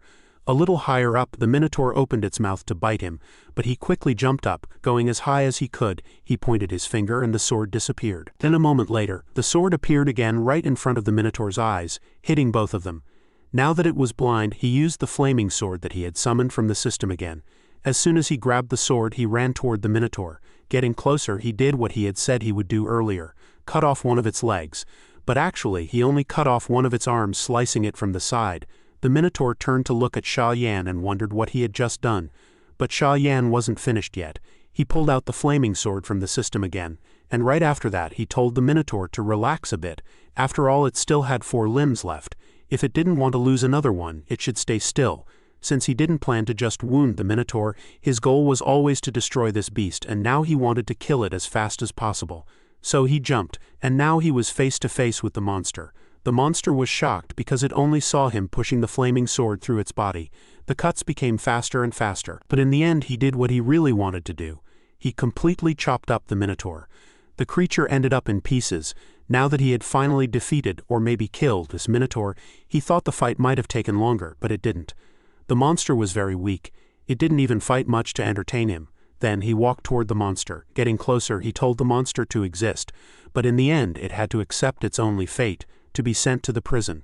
It had no other choice, so it was sent to that prison. Now, in the prison, the Minotaur had a strange meeting with the other monsters that were already trapped there. The moment it entered this place, it was quickly pulled in within minutes and sent straight to that tower. Sha Yan was a little surprised by this, but he already knew what was happening. Even after beating the Minotaur to death, it still didn't want to become his ally. But as soon as it was sent to the prison, it looked at the tower, and seeing it made it feel very scared. In the end, it used its last option, which turned out to be helpful. This action made its attack power 5% stronger, and its firepower also increased by 5%, which gave it a big advantage in a fight. Now that it was in this place, it realized it was already past 7 o'clock. The next place it needed to go was generally towards Fun Xing. But as soon as it finished killing that monster, the group of people watching behind it were very impressed by how strong it was. They also realized that its power was very high. They even thought about staying with Sha Yan because having him on their side would help them live longer. However, Sha Yan just wished them good luck because the end of the world was coming soon. A few minutes later, he jumped out of that building, leaving those people watching behind. But as he left some of them behind, we saw others getting ready to do something. Among the people watching, one suddenly decided to grab the Minotaur's axe. This person, who wasn't thinking clearly, started to believe that if he could get the axe, he might turn into a Minotaur or become something very powerful. So he went for what he wanted, lifted the axe high, but suddenly it disappeared right in front of him. The monster's dead body suddenly turned into a blue liquid. After that, Rod came closer to him, but he was told to stay back. Then suddenly he looked at another person on his team and noticed that this person started acting strangely, bending his body in an unnatural way. In the end, he changed into a zombie. A few minutes later, he ran towards his group with the only goal of eating them. Soon after, all we could hear were screams coming from that place. In the center of the city, screams echoed as people were being eaten, possibly by the same monsters. Meanwhile, in the middle of all this chaos at the Song family's place, we saw one of the people who had been watching approaching that man, Uncle Song. At that moment, he was focused on his valuable things which he had managed to collect. But this person warned him that the one who had taken Sha Yan's girlfriend was acting a little crazy. Well, not exactly crazy, but behaving in a strange way. From outside the hallways we saw him running while some people laughed. At that moment, he arrived at one of the rooms where people are kept locked up, where he found his son, who looked completely different from before. He even wondered if his son was okay. The one who was twisting in pain just asked his father to help him. Shi-jun quickly understood that letting him die would be bad. So he asked his worker to get spirit cleansing pills, but the worker said there was only one left. He insisted that it be brought quickly. He didn't care about anything else. Once the spirit cleansing pill was brought, he took it and threw it through the gaps in the locked room, where it landed in front of the extra person. Right then, when he saw the thing, this person just grabbed it and put it in his mouth. After eating it, he sat down in the back. At that moment, his father wondered what was going on. Then the son said he felt fine now, completely fine. The old man then told him to go look for more of those spirit cleansing pills because he only had 3 boxes left at home. If he could somehow get more of these spirit cleansing pills, he could control the whole world. But the worker said they couldn't stop themselves from selling it. This made the old man angry, and he asked why they hadn't kept those spirit cleansing pills. The worker said he wanted to, but the spirit cleansing pills were too cheap, and he only focused on selling the more expensive items. However, the old man didn't care, as he had many weapons, yet the worker also said that only one person had bought those spirit cleansing pills. Sha Yan. When he heard that name, the old man put his hand on his chest and realized that Sha Yan had robbed him and made a lot of money, a huge amount, to buy all those spirit cleansing pills.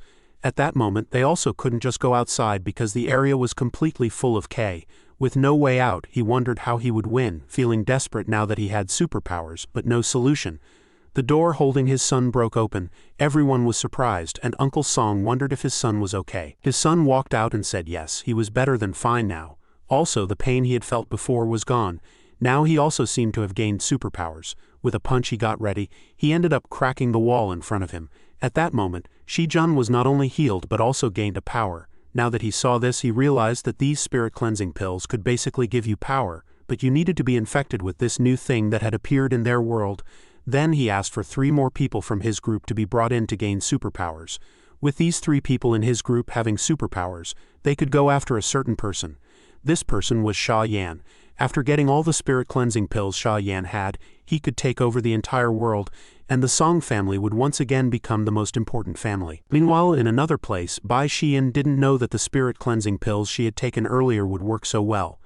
The pain she used to have disappeared completely, but even so, she couldn't believe it, until suddenly, looking at the bottle, she noticed something happening. Yes, someone was knocking on the door. Someone knocked on the door, and the woman ran to open it. Her sister Shinner was suddenly standing there. Right away, Shinner told her to be careful because there were many zombies outside. She warned that if a zombie hurt you, you could become a zombie too. The woman started to open the door so they could both be safe inside, but then she heard a noise from behind her and she knew it was dangerous. She opened the door anyway, and they both saw a huge group of zombies coming toward them. Quickly, the woman closed the door again and suggested they go somewhere else. But her sister begged her for help, asking her not to leave her to die with the zombies. The woman knew she couldn't leave her sister, so she opened the door again. As soon as she opened it, she was shocked. Her sister had scratches on her back from the zombies. The woman wondered what to do, knowing it might be bad to keep her infected sister inside. She thought about what Shinner had said before, that if a zombie hurt you, you would turn into one. However, her sister had insisted she wouldn't turn into a zombie if she had spirit cleansing pills. The woman remembered that her sister was the one who had those pills. But they didn't have much time to talk because the zombies were already at the door trying to get in. The woman started to think about what would happen if she pushed her sister outside. Before she could do anything, her sister shoved her out the door. The woman fell right in front of all the zombies. Shinner just told her to protect herself. Closing the door, the woman begged her sister to open it and help her, not to leave her to die. But her sister completely ignored her. Inside, Shinner smiled a little. She thought about how her sibling had always had the best things, while she had always gotten the worst. Even though Shinner had left her outside, the woman ended up helping her. But now the woman was stuck outside and could easily be bitten by the zombies. She asked for help again, but Shinner just laughed at her. All the woman could hear was screaming. After it was all over, maybe the woman decided she didn't care anymore. Her only goal now was to find those spirit cleansing pills. She could already feel herself changing. She searched everywhere and finally found a small box that she thought held the pills. Happier than ever, she ran to open it, but when she opened the box she saw that it was empty. She kept searching, believing there must be more of those pills somewhere in her house. Her happiness didn't last long. It quickly turned into sadness because when she finally looked, there was almost nothing left. The change inside her was almost complete. She didn't understand what was happening anymore when her phone rang. She quickly picked it up. It was her dear sister. Her sister was alive and completely safe. She was happy that her sister was okay, but she still asked where the spirit cleansing pills were. She lowered her phone and saw all the spirit cleansing pills in her own hands. Now that she held them, she begged for forgiveness, saying what she had done was completely wrong. But it didn't help. She kept repeating the same things she had said before. This didn't seem to be going anywhere. She lowered her head and begged for forgiveness again. She finally told Shinner to stop acting like an idiot because her sister had tricked her again. Then she apologized to Xian. Shinner had always acted this way, but she always covered for her, always trying to support her sister in everything. But in the end, her sister had betrayed her again. Now she was in this terrible situation. This wouldn't have happened if she hadn't been betrayed. But she kept asking for help quickly because whatever was happening was taking over her body. However, Bai Xian said the opposite. She said something like she should just die or go to a hotter place. After saying that, she disappeared. Meanwhile, the other one begged for help because she didn't want to die. On the other hand, Bai Xian stayed frozen there because she had done something she didn't like, whether she wanted to or not. But she didn't have much time to talk or be sad because when she looked to her side, she saw a zombie right next to her. But for some reason, the zombie didn't see her yet. She was startled but still managed to get away because she suddenly had a new ability. She was about to die, but at the last second she became invisible to the zombies. After realizing this, she looked at herself and noticed something strange on her body. Soon after noticing this, she started running away from the zombies. While running, she reached the stairs and finally saw the exit of the building. She started running towards it, but she felt her energy disappearing. She also didn't understand how the zombies couldn't see her, but she finally found what she was looking for, the exit, and just as she got out, she realized that something was happening. The thing that made her invisible disappeared for a few minutes. Now she knew she was no longer invisible. But at the moment she realized this, she saw that the world outside looked completely scary. She started to feel cold and even began to sweat. As she wondered what she would do with her life, she heard some people calling her name. She turns around and sees Grandpa Chen and her sister Wang. For a moment she thinks about running to them, but then she stops, worried they might be sick. But they tell her they are not sick and feel completely fine. However, they also see something strange about the other people there. So they decide to leave the building. Then Rusen says that the rest of the people stayed inside. Some of them died and others managed to get away. He tried to call the police, but the police never came. Another person standing near Grandpa Chen starts crying and says he has lost everything. His parents and his whole family. He had just arrived in the city to look for a job. He couldn't believe this was happening right after he got to the city. She starts to wonder what they will do now because they don't know what else they can do. They think about trying to reach where they were originally going, but at the same time their teacher stares in shock as she realizes the whole city is in complete chaos. Before she can even think of a plan to help them escape, she suddenly screams behind them, warning them about a zombie right behind them and telling them to be careful. Careful, they turn around and are shocked to see two zombies staring at them. The boy stares back at the two zombies while Grandpa Chen grabs the arm of a girl nearby, trying to get away. At least for now. But the other person freezes. One of the zombies starts walking towards the group. Just then, they see a fence in front of the zombies. The owner of the place is in front of the gate, shaking it and trying to break it down. Seeing that the gate is about to break, Bai Xian shouts for them to run away from there because the zombies will destroy it. It doesn't take long for the zombies to break through the gate. At that moment, to avoid being caught by the zombies, they start running in different directions to escape these monsters. While running, he goes in one direction to find something to use as a weapon. While running, he finally finds something he can use to defend himself. A stick. As soon as he sees it, he grabs it. The zombie that was behind him ready to grab him got very close, but at that moment he turned around faster than expected, and after turning, he hit the zombie in the face with the stick, knocking it to the ground. But even on the ground, he sees that the zombie is not dead yet. Still, that zombie won't be getting up anytime soon. Meanwhile, he leaves that house and says that he managed to deal with the first one. However, they had forgotten that there wasn't just one zombie. There was a large group of them at the door.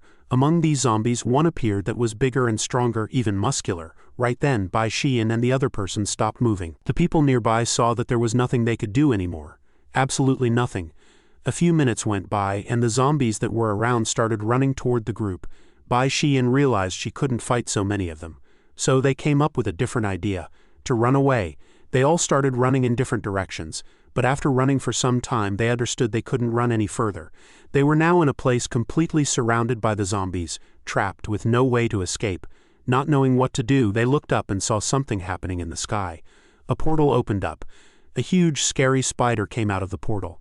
A few minutes later, that spider fell on top of the zombies on the ground and destroyed all of them.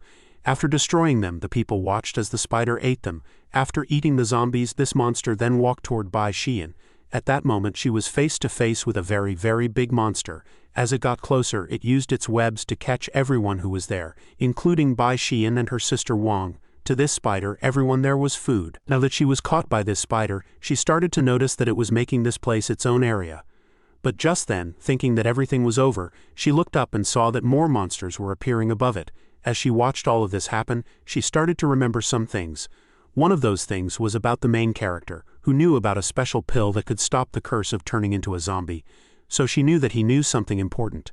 But at that moment the spider came closer to her, wanting to eat her. Meanwhile the story changes to another place where the main character was killing the weaker monsters, while killing those zombies, the ones that were a little less strong. In another place, a little further away, we then saw two people filming the main character for some reason. He was looking for some gods, yes gods, to defeat.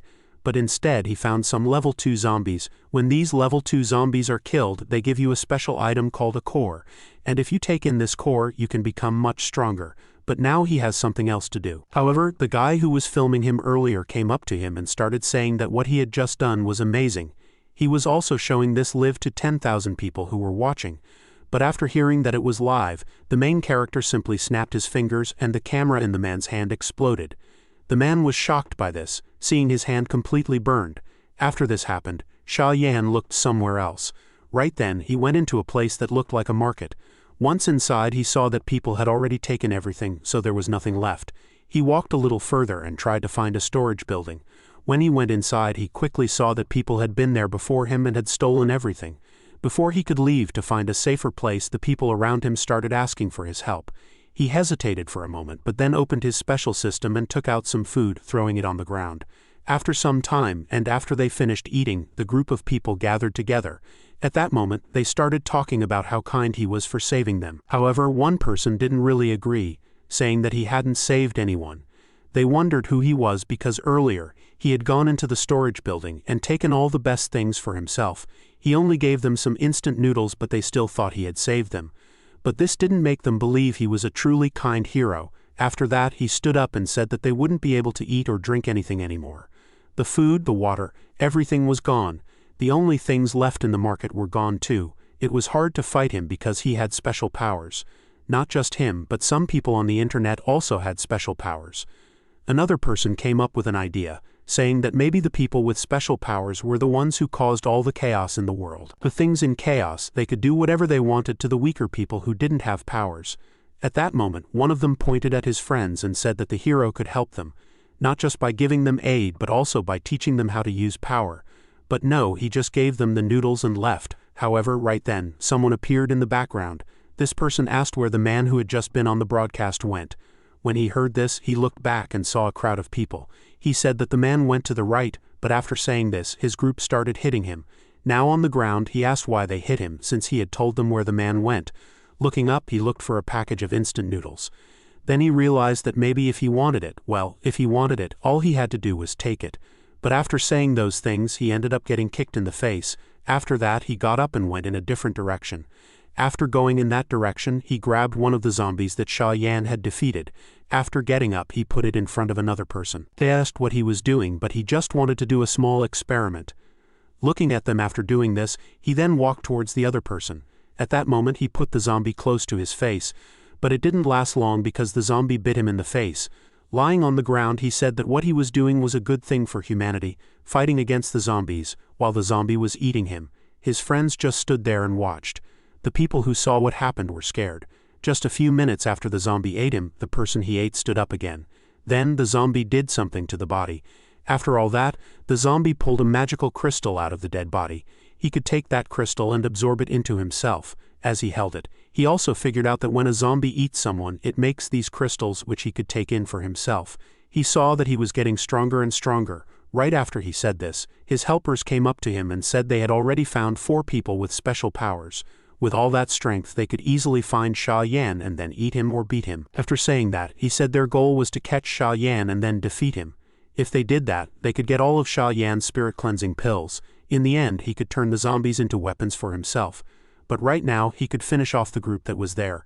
They begged him to let them live, but it didn't matter. He grabbed a sword that formed from his hand and killed them all. He seemed to be testing why he was doing it, and with a crazy look on his face, he said it didn't really make sense, but he liked it. After beating one of his friends, the next one was next. After beating the second one, the next one came. After hurting them badly, we saw him leave, saying those guys were weak. But just as he said that, he saw a light falling from the sky. He was surprised by this, and saw that it landed right in front of him. When he realized this, he ran to his jeep and jumped in. Then, on top of the jeep, they started driving toward the noise. Sha Yan was also heading toward the noise. He had been looking for that small god to defeat him. So he ran through the city to the other side. He finally reached a place he had wanted to get to, but when he arrived, his eyes opened wide because the monster in front of him was huge. but the monster was already about to eat someone, and other people were caught in its web. Bai Xian was one of the people in the spider's web. Now that she was caught, she wondered what she could do. Not knowing what else to do, she tried to become invisible. But when she tried, she realized it wasn't working. It seemed like all her energy was gone. She saw that her sister Wang was about to be eaten, so she tried to use her invisibility again. She had to think fast and remembered that she still had Sha Yan's jumping pills. But she couldn't waste any time because her sister was already going toward the monster's mouth. She took one of the pills and quickly put it in her sister's mouth because her sister needed help right away. But then her own special power suddenly turned on. The monster saw her power activate and was surprised. Before the monster could hurt the teacher, one of its legs was cut off. We didn't understand what was happening, but we watched our hero save his sister from the other side. After getting his sister safe, he cut down the spider webs. Now facing the monster, he told her to run. The guy got pushed forward. She ran but then had to face the monster directly. He realized that this spider was strong against fire. How could he beat it now? The monster was getting ready to attack our hero. One of its legs almost grabbed him, but he jumped onto the monster spider. He then took out his axe and finally hit the monster hard, pushing it back a little. Now standing still, he knew he needed to use more fire. But the monster also used fire. Even with its fire, it wasn't strong enough to stop Sha Yan's fire. The spider realized it was in trouble and made a loud scream. Sha Yan knew this scream was a bad sign because he looked to the side and saw small spiders coming out of the buildings. He looked to the other side and saw the same thing. He realized he was now surrounded by these spiders. Meanwhile, somewhere else the group with the person who betrayed them was moving forward. They were also destroying some zombies and collecting crystals. With the number of crystals he had taken in, he felt like he was about to get stronger. But one of his friends pointed in a direction and saw something ahead. They stopped their jeep and saw someone fighting. Maybe it was Sha Yan because there was fire there. One of them thought about helping, but another warned them to be careful because they looked up and saw a spider. When they saw the spider, one of them used a sword to try and attack it, but it wasn't strong enough, and the spider didn't get hurt. Others shot bullets, but they didn't work. The green one tried his best to punch, but even that wasn't enough to defeat or kill this weak spider. But after trying a little more, he finally succeeded. After beating it, he noticed the smell of the liquid was like the smell of a crystal core. While he was looking at it, he saw something else happening above. A giant spider was on fire. Looking closer, they saw a person. It was Sha Yan. They even thought about starting their plan, but they realized he was fighting and killing the powerful spider. Shi Jun then came up with a plan. Let Sha Yan weaken the monster, then attack him and take what belongs to him. If he did this, his own power would become much stronger, and in the end, Sha Yan would be defeated. While they were talking about this, we saw the spider on the roof facing our hero. This spider sent its baby spiders after him, but he once again took out a small axe and easily destroyed the weak spiders. After beating the weak spiders, he moved towards the stronger one. But the web holding him caught fire and he fell to the ground. While falling, he smashed the rest of the spiders. But he wasn't finished.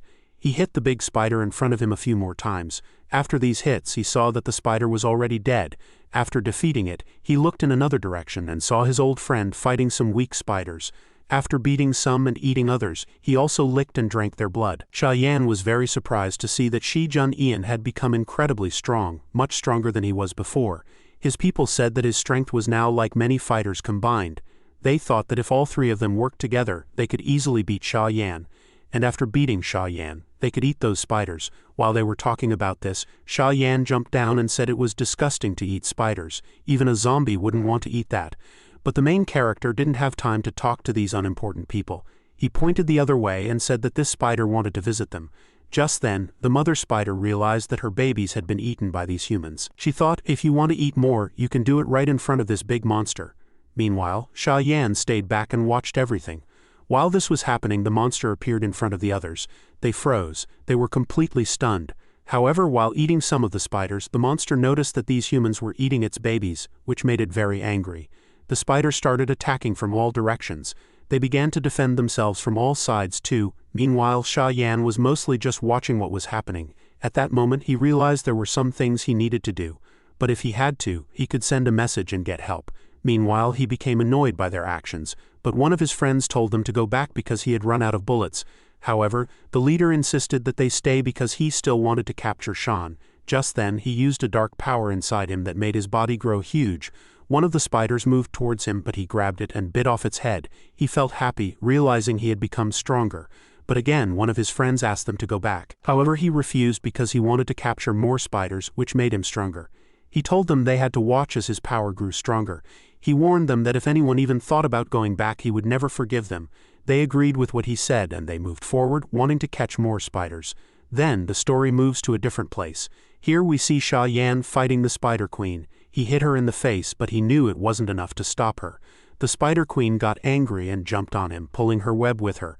After jumping, she let go of the web, and it trapped Sha Yan. Now that he was caught, the spider came closer and started wrapping him up even more in the web.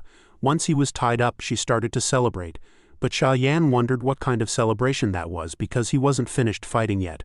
Right then, he used his fire power, and the web burned to ashes. The fire also went towards the Spider Queen, burning both her and the web. Sha Yan jumped forward, aiming to attack the Spider Queen again. Now that he was closer, he told her there was a perfect place for her, a place she would really like. He touched her head and the spider disappeared, but her spirit form showed up again, and she was very angry. She started yelling at Sha Yan, not able to believe how he could do that to capture her, the strongest of all. Annoyed, she put her hand on his head, but he grabbed her head tightly. In the end, we see Sha Yan squeeze her head and the Spider Queen broke apart, vanished, or was sent somewhere else. Sha Yan looked at his hand and realized he had reached the 4th superior level of power. Meanwhile, back in his own world, someone wondered what was happening. Suddenly, something started to happen. This event made Sha Yan understand some things.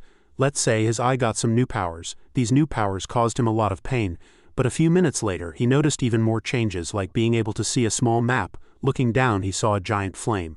And guess who it was? It was Sha Yan himself. But looking to the side, he also saw 3 small spirits standing next to him. They seemed quite strong, and he realized that a powerful creature had died right there. He noticed that now his new ability let him clearly see the heat of the powers of anyone around him. Anyone he could now see. This meant he had heat vision. A vision that let him see through anything. Maybe he thought this was not very impressive at the moment. However, while he thought he was moving forward, maybe somewhere else, he started to feel that someone was behind him. Just then, the person called out to him. But as soon as he stopped to look at her, he started to remember something. Well, this person was Bai Xian. But now that he noticed something, he also realized what her powers were. Her power was being invisible. Yet as he thought about going towards her, he felt a very strong energy clearly coming from the top of a building. This got his attention. Then the story changes to focus on another person. This person was completely covered in insects. And the person covered in insects was Shi Jun, Sha Yan's greatest enemy. By eating many spiders he had become very strong, and he believed he had reached his highest power. Now he had reached the 2nd level of special ability. He felt very powerful. But here's what happened. These powers are divided into levels from 1 to 9, and his goal was to definitely reach level 9. If he could reach level 9 in this world, Shi Jun would basically become like a god, and no one could stop him anymore. While he was thinking about these things, he looked ahead and saw someone, and that person was Sha Yan. As soon as Shi Jun saw Sha Yan, he ran very fast towards him, shouting and telling Sha Yan to stop. He said that because he had always been weaker than Sha Yan, he would now show Sha Yan, who he thought was unimportant, what real power was. He demanded that Sha Yan kneel down because he had now reached the 2nd level. At that moment, thinking he was the strongest person in the world and that no one could defeat him, he was very surprised because Sha Yan punched him perfectly. And it wasn't just a perfect punch, it crushed his face. Also, it sent him flying backward very fast. It was a shocking sight. After being thrown back, Shi Jun rolled around until he finally stopped. When he stopped, he stood up. But as soon as he was standing, he was very surprised. How had Sha Yan become so strong? This was impossible. Shi Jun was at level 2. He turned to Sha Yan and shouted, asking how Sha Yan had managed to hit him since he himself had now reached level 2. Then Sha Yan walked up to Shi Jun and said, "Guess what level I'm at?" He said it was a secret because telling him would be sad, as Sha Yan had also done some things he didn't like. One of those things was taking Shi Jun's ex-girlfriend. But that was in the past, so Sha Yan moved forward. As he walked closer, he told Shi Jun to wait and also apologized. At the same time, Shi Jun realized that something bad was about to happen to him, so he started eating the remains of the monsters nearby. But now Sha Yan was close to Shi Jun and wondered what had happened to him. Sha Yan was always careful, but this time he was too rushed. Hearing this, Shi Jun turned and wondered what Sha Yan was talking about. Also in the past, if Shi Jun had been the first to figure out how to become a person with superpowers, he would very likely have done many experiments on weak people, including Sha Yan. He was very surprised at that moment. He saw that he was eating dirty things to become strong. He was shocked by this, and he yelled, "What bad effects will this have on me?" He had just said that something bad might happen if he ate monsters. He thought that was impossible. It wouldn't happen because he was becoming a god. He laughed, thinking that being a god was just a weak person's dream. Then he looked closely at the tree and realized he might not have been doing the right things to become what he wanted. He started to think that maybe eating dirty things was the perfect way to become the strongest god in the world. Maybe Sha Yan was just trying to make him give up and confuse him because he was getting so much stronger. Then he walked up to Sha Yan. Now that he was close, he wondered if he was afraid since he was becoming stronger than Sha Yan. Feeling ashamed, he ran toward Sha Yan, wanting to punch him in the face to get back at him for the punch he had just received. But suddenly he stopped. He felt something on his foot. He looked down and saw many huge monster-like things stuck to his foot. They seemed to be pulling him down. He didn't understand what was happening as these things started to stick to his body. He was scared and felt a lot of pain. He wondered what was happening to him. He didn't understand anything. At that moment, Sha Yan started to explain everything. The answer was that he had killed many zombies, and now he was turning into what he had killed. He couldn't believe it. He couldn't lose to someone like Sha Yan, whom he thought was unimportant. He thought he was better than Sha Yan. But Sha Yan said that what he had been doing was very wrong. He kept eating without stopping and didn't let his body digest properly. Also in the past, many people had tried to get superpowers but ate too many monsters. It seemed unbelievable, but their powers turned against them and turned them into zombies like him. At that moment, Sha Yan reached out his hand asking what he could do to help. He had a chance to become normal again. So he went to Shi Jun, who told him about the cure and the secret words to change back into a normal human and not become a zombie. It's simple, just take Sanping. Then he realized there was nothing else he could do. Soon after, unable to believe what was happening, he fell apart. Sha Yan explained that the spirit cleansing pill was a cure that gave him the energy he needed for the power he was taking in. He ate a lot of spider monster, which made his level go up a lot, and that was amazing. But there was a problem. If he didn't take a spirit cleansing pill soon, he wouldn't be able to control the bad powers inside him. These powers would slowly take over his body and turn him into a zombie. He knew he would become a zombie, and he knew Sha Yan had the pill that could save him. So he said sorry, saying everything bad that happened was his fault, and he begged to be forgiven. Right then, the other person came closer again and asked what kind of relationship they had now. After all, Shi Jun had once been his worst enemy, and had made him feel very ashamed. He had even turned his friend into his enemy. At that moment, this person came up and kicked Shi Jun in the chin, making his friend fall backward. But really, he didn't even care that Shi Jun had attacked him. What really mattered was that Shi Jun had attacked his sister, and he didn't like that at all. While lying on the ground, Shi Jun heard these words come out of his mouth. But he also said that not even the gods could save him. Then he took out a card that had a spirit cleansing pill on it. He grabbed it and almost held it out towards Shi Jun. Shi Jun thought he was going to give it to him, but he was very surprised. His face turned pale, and then they saw Sha Yan say that the pill he had was just 1 out of a trillion that he owned. Now, Sha Yan wondered what would happen if he gave all these spirit cleansing pills to his family, how strong they would become. However, since they used to be friends, he even thought that he should give one of these spirit cleansing pills to Shi Jun, but things were different now. They weren't friends anymore. So he turned away and said, "It's a shame. Shi Jun was a good friend, but now he deserves to die." After saying this, he jumped toward Shi Jun, wanting to kill him. But before he could reach him, the main character saw someone step in front of Shi Jun. Then Sha Yan turned around and was very surprised. He realized that the person who blocked him was Bai Xian, the teacher of the main character's sister. Seeing this, he wasn't surprised that she did it, but he was surprised that she had the courage to do such a thing. It turned out that she had heard the whole conversation, and for some reason, she almost ended up the same way as the main character. Sha Yan was happy for her because he had told her earlier that she needed to buy some spirit cleansing pills, and she actually did. Now that this whole scene was over, she pulled out the metal bar that was stuck in Shi Jun. And now we can finally say that the main character's revenge was complete. But it wasn't completely finished yet, and their story continued. The girl went straight ahead and hit the other person in the face. Only after doing all that did she mention that she saw online that if you destroy a monster's core like this one, you can get a crystal. To do that, she grabbed the club she was holding and smashed it down on the other person's head. The crystal comes out, and right away she runs and picks it up. Once she has it, she gives it to the main character. But he says no because that crystal belonged to Shi Jun and his monster power had grown a lot. So the main character decides to let her keep it. She takes it and starts to absorb its power. Only after she absorbs it does she feel the power inside her. Then the main character warns her not to take in too much power or she might end up becoming a monster like that other guy. Now that she has the crystal, the main character wants to ask if she will be okay since she can turn invisible. But before he can leave, she calls his name. After calling him, she points out that the spider monster was right in front of them. It was likely that he was hunting that monster. But to fight the strong monsters that would appear later, he would need help. So she offers to help the main character fight these powerful monsters. He asks why she wants to help him with that. She says that if they ever need someone to lure monsters, she will even be that person. She just wants to show the main character that she is useful, so that at least they can. But after explaining all this, the main character pretends he didn't understand anything.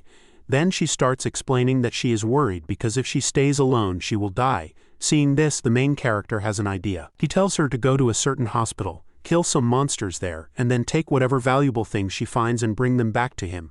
After getting this task, she agrees and gets ready to leave. But before she goes, the main character warns her that the monsters inside that place are stronger than this spider monster. She then tells him not to worry, she can handle it. With that, she leaves. Now that she is gone, the main character can continue what he was doing. But he also decides to give her some extra protection. He uses his special eye to watch everything that is happening. Through it, he sees that there are 3 monsters, but they are not as strong as the girl. Seeing this, he starts laughing and simply says that he doesn't mind having a partner. Now that everything is settled, he can finally deal with the remaining mess around there. Meanwhile, in another place, Shi-jun's father falls to the ground. After a moment, the others ask what is wrong. Then he stands up and one of them says that Sha-yan killed his son. Now, to get revenge, they will attack the place where the main character's sister is and kill her. If they succeed, they will also be able to get many of those spirit cleansing pills. He then tells his group to move forward. Everyone nearby gets into a car and a jeep. Soon after, they all crowd into the jeep and drive toward the place where the main character's sister is. While these crazy people are going after the main character's sister, in another location, we see her completely fine but a little scared. She is watching the news, which says that the world is in total chaos. Every human is turning into a monster, and monsters are invading the earth. Worried, she looks out the window and calls for Sha-yan, hoping that he will at least return safely. The storm raged, the sky seemed to be falling, and lightning flashed with loud thunder outside. Inside, the girl was shaking with fear. She was worried about Sha-yan and wondered if he was safe, but the turtle calmed her down, saying Sha-yan was much stronger than she was, so she didn't need to worry. The turtle also told her that she could start learning some special skills. It had some charms that held a bit of its own powerful magic. If she wanted, she could just take them. She hesitated, thinking that if she didn't take the power, she would only be a burden to her brother. Slowly, she reached out her hand towards the charms. Then she finally said that she needed that power. With it, she would be able to help Sha-yan in many situations. The turtle said that Yun was a good person, so it would help her get an incredible power. Soon after, this power started to awaken within her. She was very surprised because she found herself in a completely unfamiliar place. But the turtle told her to stay calm because she needed to absorb some of this energy. However, she shouldn't absorb too much or her body wouldn't be able to handle it. The turtle didn't mind though because the power would slowly grow stronger inside her. Before the turtle could give her the power, we see a man below. This was the man who had asked the turtle to leave its power behind, hoping that one day it would find someone worthy to use it. However, there was one skill that even he had never been able to learn, so he wondered if she would be able to take in that power for herself. While the turtle was helping her cultivate, it noticed from far away that enemies were coming trying to stop their training. Meanwhile, outside, the others were there. They were heading towards the house where Sha-yan was. But before they could do anything, some guards appeared, pointing their weapons at the house. Only then did they give orders to prepare, because that was where she was. Once all the guards moved forward, we see some people in the back talking. With so many guards there, especially 2 with special powers, they were sure the girl would be captured. And that's exactly what one of them wanted, to capture her. Capturing her would allow him to get his revenge. So he ordered the guards at the front to move ahead and break down the door that was blocking their way. 2 of them rushed forward, but she ended up running straight into the door. However, the door they tried to destroy didn't break. Instead, it was so strong that it threw both of them backward. Since they failed, 2 others appeared, stronger than the first 2, and decided to try. They punched the door, trying to break it, but they were both sent flying backward. Not only that, but their arms were completely broken when they hit the ground. Lying on the ground, they couldn't believe they had lost to something so weak. They were strong enough to smash steel, but they had failed. Feeling angry, they called the thing garbage. Then they told more guards to come forward. The boss pointed at the door and told the next 2 to destroy it completely. The 2 guards went to the door and tried to break it with their weapons, but it didn't break. The boss was surprised. Why was this glass so strong? They wouldn't give up easily, so they got ready to use explosives. The place they were in was just a zoo, so it shouldn't have been so impossible to break through. After putting the explosives at the door, they told everyone to move back. As they walked away, they counted down from 3. When they reached 1, they pressed the button to make it explode. But even after the big explosion, the door still didn't break. A few minutes later, they saw something strange. The reason they couldn't break the door was simple. It was a shield that had been put there. Since the guards who tried first couldn't break it, the boss told them to step aside. Now he and his special powers would do what they couldn't, break this easy shield. They walked towards the door, taking out a bow and arrow. He shot one arrow at the shield and it went right through, breaking it completely. The arrow then hit the door and destroyed it too. Smoke came up as the door finally broke. Now that it was open, they went inside. They saw another door. This time one of them kicked it down easily. Now that they were inside, they could continue their mission. The next thing was for the other person to use their lightning power, but before doing that, they stopped to talk. After everything that had happened, Sha Yan was still strong, but he wouldn't be able to protect his sister. So they used their lightning power to destroy everything inside. People, things, everything. From outside, a huge flash of lightning could be seen hitting the place where Sha Yan was. It looked like their power had worked. Now that it had, they watched everything, staying calm. Now that things were done, the boss pointed back and told the guards to stay there to protect their master. Only after that did the two use their powers to finally go inside completely. As soon as they went in, one of them saw something with his magic eye. It was a turtle. Seeing a turtle like that, he grabbed his arrow and tried to shoot at it. But the turtle was faster. It jumped onto the face of that extra person right on his nose. Now they wondered where that creature came from, but they ignored it, pushing the turtle away. But when they moved the turtle aside, a friend warned them to be careful. This wasn't just any turtle. It had the power to bring a lot of water. That water, which was already there, pushed everyone out of the zoo. Outside, the people were very confused. They couldn't believe a turtle could create so much water. Then, one of the two people who were outside saw what was happening. It was the blonde one. One of his friends was on the ground, and the turtle was on top of him. After beating one of them, the turtle said it wasn't a fighting machine and asked for peace. But right after that, the blonde guy shouted for everyone to get their weapons ready and aim at the turtle that hurt his friend. So, the others aimed and shot bullets at the turtle. However, the turtle easily stopped the bullets with its shield power. We knew the turtle was good, but it would never forgive anyone who hurt its family. After saying it wouldn't forgive, it sent all the bullets back, hitting all the guards. These bullets would have hit everyone, even the boss, but someone else stepped in. But after that, this person jumped at the turtle, wanting to kill it instantly by splitting it in half. But the turtle's shield stopped the attack. Then, from behind, the archer appeared and shot a very strong arrow. This arrow broke the turtle's shield and hurt it badly. Now that the shield was gone, the blonde guy was very happy that the mere shield was broken. But right after, a shadow got bigger and bigger, surprising them all. The shadow belonged to the turtle. It didn't want to fight, but it felt like it couldn't go back. After its main shield was destroyed, the turtle became much stronger. The hunters couldn't believe it. Meanwhile, the turtle saw that they were going to take Yun and decided to use all its power. After saying this, it laughed. Then it told the humans to give up right away, but they didn't. So it hit one of them with its paw. One person was hit, but another one got away. However, the turtle used its water power to catch him in the end. In the middle of all this, they tried to escape, but one of their friends was killed. The turtle said it wasn't holding a grudge, but it would never forgive anyone who hurt its master or its family. It had never even hurt a human before. It fell to the ground shaking, but it kept saying that anyone who hurt someone from its master's family would not be forgiven. First, with just one move, it squashed the extra thing. Only then did it see that there were still other things around, but the main attacker was gone. It then figured out that he had quietly come into the house. We then see Sha Yun looking scared. She was looking all around. At the same time, behind her, Shi Jun's father showed up holding a gun. He wanted to hurt her. With a crazy smile, he told her it was time for her to die. What he was about to do was just to get even. Then he simply pointed the gun at her and shot. She turned to see what had happened. The empty bullet shell fell on the ground. Only then did we understand what happened. The turtle appeared and was able to save Sha Yun. The guy couldn't believe it, but the turtle was happy because its owner had thought of everything. Now, in this situation, the turtle even thought about doing something to protect Sha Yun, but it decided to let things happen. After all, to get stronger, someone needed to be in danger. We then go back to Sha Yun, who was still very confused. The shield was protecting her, but the angry man shouted for her to go to hell and shot several bullets at her. Scared, she just tried to protect herself while the shield stayed strong. The man, now very angry, yelled that this useless girl should just die already. He wouldn't stop until she was dead. After all, why fight so much? Her family had been slaves to his family for many years. Only after half an hour did he finally run out of bullets. Terrified, she kept trying to protect herself.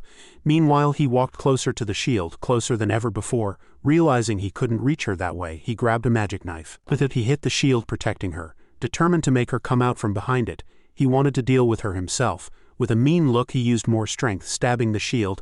Every time he stabbed, cracks started to appear. She was very scared by everything, but the man just became happier. Now he could finally get his revenge. Each stab made the shield weaker and weaker. She now realized that this could be the end for her, but she couldn't let that happen. The shield finally broke. She stood up, determined. She couldn't die. If she did, her brother would be very angry with her. She had to do something. With a serious look, she said that she would survive, and to do that she would kill him. The man, just as serious, laughed and said she would never be able to do it. After all, she couldn't even kill a chicken. Once again he raised his knife. With another strike, he broke the last piece of the shield. The knife went straight towards her. From behind, under the night sky, the moon looked blood red. Somewhere else, the turtle wondered what was going on. It turned around and saw the broken window. Inside, the man's face showed complete shock. He couldn't believe what was happening. The woman kept talking, explaining that learning to cultivate wasn't just about saving people. To keep her brother safe, she needed to gain fighting skills. She promised herself that she wouldn't let him get away. If he escaped, Sha Yan would probably have a hard time later. She used her cultivation power and sent it flying towards him. It hit his arm, trapping him there. Now he wondered if he was going to die. He hadn't even gotten revenge for his son yet. Even worse, he had hurt a powerful family. And now he was just a useless idiot, dying in such a sad way. Deciding to attack first, he grabbed the knife and slashed at the energy surrounding him. A red liquid started to pour out. Sha Yan asked what he had done. Smirking, he simply said that everyone would die in the end. The red liquid spread all over the place, glowing in a scary way under the moonlight. Ignoring that, he suddenly saw something completely strange. Huge monsters. Maybe they were his ancestors. He dropped to his knees and begged for revenge. The gods around him laughed at his desperation. Maybe this sacrifice had been worth it. Now he could continue his plans. Holding his weapon, his ancestor told him to take the final step. Tears running down his face, he did the thing he never wanted to do. In the end, he was a fool. But maybe, just maybe, this was a good thing, because now he would be free. Smiling, something red came out of his body. Sha Yan gasped as that thing left the man. It spread everywhere. In the distance, the moon was big and bright. Suddenly, a hand appeared from nowhere. A mouth opened in that hand. The thing that had escaped was eaten and disappeared into the darkness. Eating it, the hand found it delicious. After eating it, we finally see its real plan, to kill. From above, the turtle finally realized that the monster towering over it was a demigod. So, it turned on its shield. The shield protected the whole area. But while it was on, something started falling from the ceiling. The creature that came down was a mutant snake. This snake was happy because it had just eaten something, and now it had found new food, an old turtle, and on the other side a tasty snack that it had to eat. Yamato no Orochi. That was the name of this monster. It was very happy because it had been many years since it had eaten anything. While all of this was happening, the scene didn't move away from the city. We then saw what was happening there. Sha Yan walking through the area. In front of him, he defeated one of the monsters that had attacked. After defeating the monster, he noticed that he had become much stronger. Now he could easily defeat even powerful monsters. However, the land that was once full of life was now empty and dead because the monster had eaten everything there. All the fish in the area were gone. He realized that this monster was the reason for all the destruction. To stop this, he pulled out his fiery sword and set the whole area on fire. Now he was looking for a new monster to fight. Using his special sight, he looked around and found a monster nearby. This monster would be his next target. Meanwhile, in the city, Sha Yan was running very fast. He ran between buildings, trying to get to where he needed to be. When he arrived at a certain building, he stopped for a moment. He saw a tree that seemed to be doing something strange. In front of the tree, a group of people was trying to save themselves from a large group of zombies chasing them. Elsewhere, other people were worried about what was happening. Everything in the world felt different now. But for the people near the tree, things were good because the monsters could not come near that area. Even Sha Yan was surprised that the monsters could not take even one step closer. However, when he turned around, he saw that the people there looked very sad. They wondered what was really going on. Suddenly, someone clapped their hands and told everyone to be quiet. For now, they needed to rest. But as Sha Yan stopped, he felt that a new person was nearby. If that person wanted to stay alive, they should listen to what he had to say. Who could this person be? He tried to remember but then ignored it as the man began to speak. The man said that the world had almost ended. People had turned into zombies, but they were safe because the tree was protecting them. The zombies indeed did not come near them. However, to stay alive they had to pay a price. The people below asked what the price was. The man explained that the tree protecting them was called the man-faced tree. It was a special being from another place that protected people, but it needed something in return. A person with a kind heart. If they wanted to keep living, they had to give the tree this person. When they heard this, the people felt relieved, but no one wanted to sacrifice themselves. They also didn't have any incense or anything else the tree might want. Just then, the man whom Sha Yan recognized called out to him.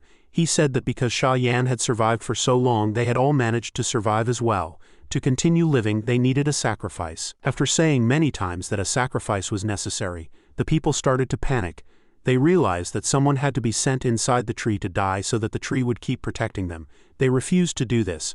The man looked serious and said that if no one wanted to be given up, they just needed to look behind them. The zombies were there waiting for them to do nothing. Just one mistake and everyone there could die. A fruit fell from the tree to the ground. You could only get this fruit if you gave something to the tree first.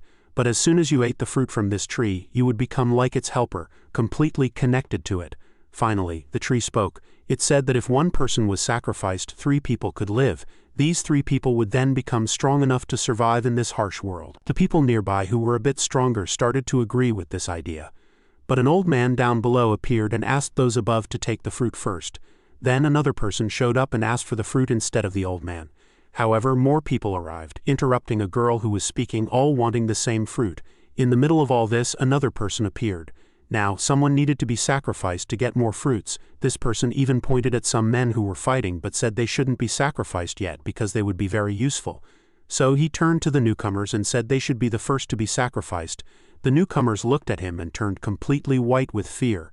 But he insisted that the old people should be sacrificed because they wouldn't be able to handle the situation anyway. This caused a fight to break out. Then he stopped everything and told them to calm down. He said that with the tree's blessing, everyone could become strong. But to start, they needed to sacrifice those who had different ideas. He then calmly looked around at the crowd, searching for the weakest people. He found 3 girls. The people around started arguing about whether these 3 should be sacrificed. While they were arguing about who should be sacrificed, Sha Yan stepped in and interrupted everyone. He then began to ask, if this sacrifice happens, what is really going on here? There are more than 30 people around this tree. What makes them think that all 30 of them will become powerful? The moment he said this, it made the people around suspicious. He paused to think, and then finally explained that the people who gained these powers were the ones who deserved it the most. Sha Yan then continued to argue with the manager, and with each word he spoke more forcefully. The tree became angry and shouted at Sha Yan. A minute later, 2 people appeared in front of Sha Yan, wanting to work together with him. But he stopped them. He asked who in their right mind would want to be connected to this manager. After all, this manager practically made his employees slaves, and those who didn't do well probably wouldn't get any fruit at all. What was happening now was just a way to make the manager stronger. But then a question was asked of Sha Yan. He was already angry even though no one had asked him anything yet. He hadn't seen these people in a long time, and he couldn't believe they would bring up this subject in front of everyone. His anger grew stronger.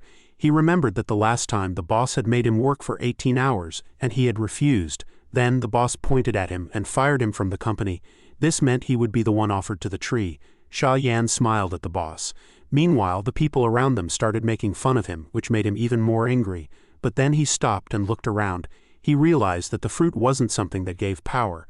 No, it was clearly a fruit made of flesh and human blood. From that moment on, when he ate the fruit, he started turning into a half-phantom, part human and part zombie. While he was trying to understand this, the people around him kept laughing at him. But as they laughed, Sha Yan noticed something strange in his hand. He wondered what it was. The people didn't realize right away that the boss had become like a puppet controlled by the tree. The boss even told them that becoming the tree's puppet wasn't a bad thing because he could live for a long time like that and gain incredible power. Now he felt like he couldn't go back. He could completely turn into one of those monsters. Besides, he wasn't so easy to kill anymore. Staying alive was important. So he turned to the others. He wondered why they were taking so long. They could get this power too. Also, they couldn't run away because there were many zombies appearing behind him. There was no way to escape. So he told them to just kill Sha Yan. And they did. He turned around quickly. There wasn't just one person trying to kill Sha Yan, but many. As a final comment, the boss said that the hard work he had forced Sha Yan to do before was nothing. He deserved to work for many more years without food or water. This made Sha Yan furious. Now he knew he could beat the boss, and he also knew that the boss's end was near. He used his flames and sent them toward the boss. But the boss didn't see it coming and was caught off guard. He just stood there, unable to do anything. As Sha Yan's flames burned him, the boss still made threats. Sha Yan was surprised by this, but he simply threw the boss backward with great force. The boss crashed into a tree. After a long time, that tree finally woke up. It woke up and started staring at Sha Yan. At the same time, it gave off a slightly scary feeling. Down below, the manager was still alive. He even said that it would take much more strength to kill that young tree. What Sha Yan did wasn't enough. Then Sha Yan understood what he needed to do. Before, he was just a regular manager, but now he had become the manager of this tree. And with all this new power, he could easily defeat anyone. Sha Yan was his next target. Sha Yan would become nothing more than food for this tree, helping it grow stronger and stronger. The tree then moved toward Sha Yan and raised its hand to attack him. But Sha Yan simply snapped his fingers. That one snap was enough to stop the attack, and there was more. At that moment, he used his flames to completely burn that strange writing. After it was burned, the tree itself came closer. It said that it didn't need to send a weaker person to fight someone like him. But the tree grinned and started to make fun of him. Then it continued, saying that to survive in this place, people had to be sacrificed. Only by sacrificing others could one eat the fruits. To make things worse, the three people from before finally realized that this tree was truly a monster. The one who was against the girls even said that all of this was his fault, but there was nothing they could do now. They couldn't escape. On one side, the tree was attacking, and on the other side there were zombies. The tree was enjoying what it was doing. It was surrounding those three girls, but before it could grab them, Sha Yan suddenly appeared out of nowhere. He quickly slashed at the trees that were coming towards them. However, some tree branches were still going in another direction, attacking other people. Those people were caught, but Sha Yan appeared and cut down the branches. Then more trees appeared. He couldn't save everyone, but one of the people being grabbed by the tree shouted for the others not to run. That tree was the only thing keeping them alive, and they would all die there with it anyway. But those who didn't want to stay near that tree started running towards the zombies. As they ran, the zombies got closer to the group. But then we saw Sha Yan passing by them. As he passed, we saw him cutting down each of the zombies that tried to attack this group of students, taking them down one by one. We saw their surprised faces. Meanwhile, on the other side, we only saw Sha Yan using his fire sword to cut down a huge number of zombies. With a single swing of his hand, he made a clean cut through the zombies, taking them all down. He knocked it down. He stopped for a moment and said they could move on now. Meanwhile, in the background, we see those groups of people who had been caught by that tree.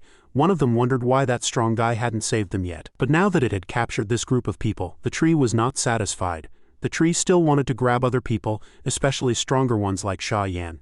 It moved its branches towards him to catch him.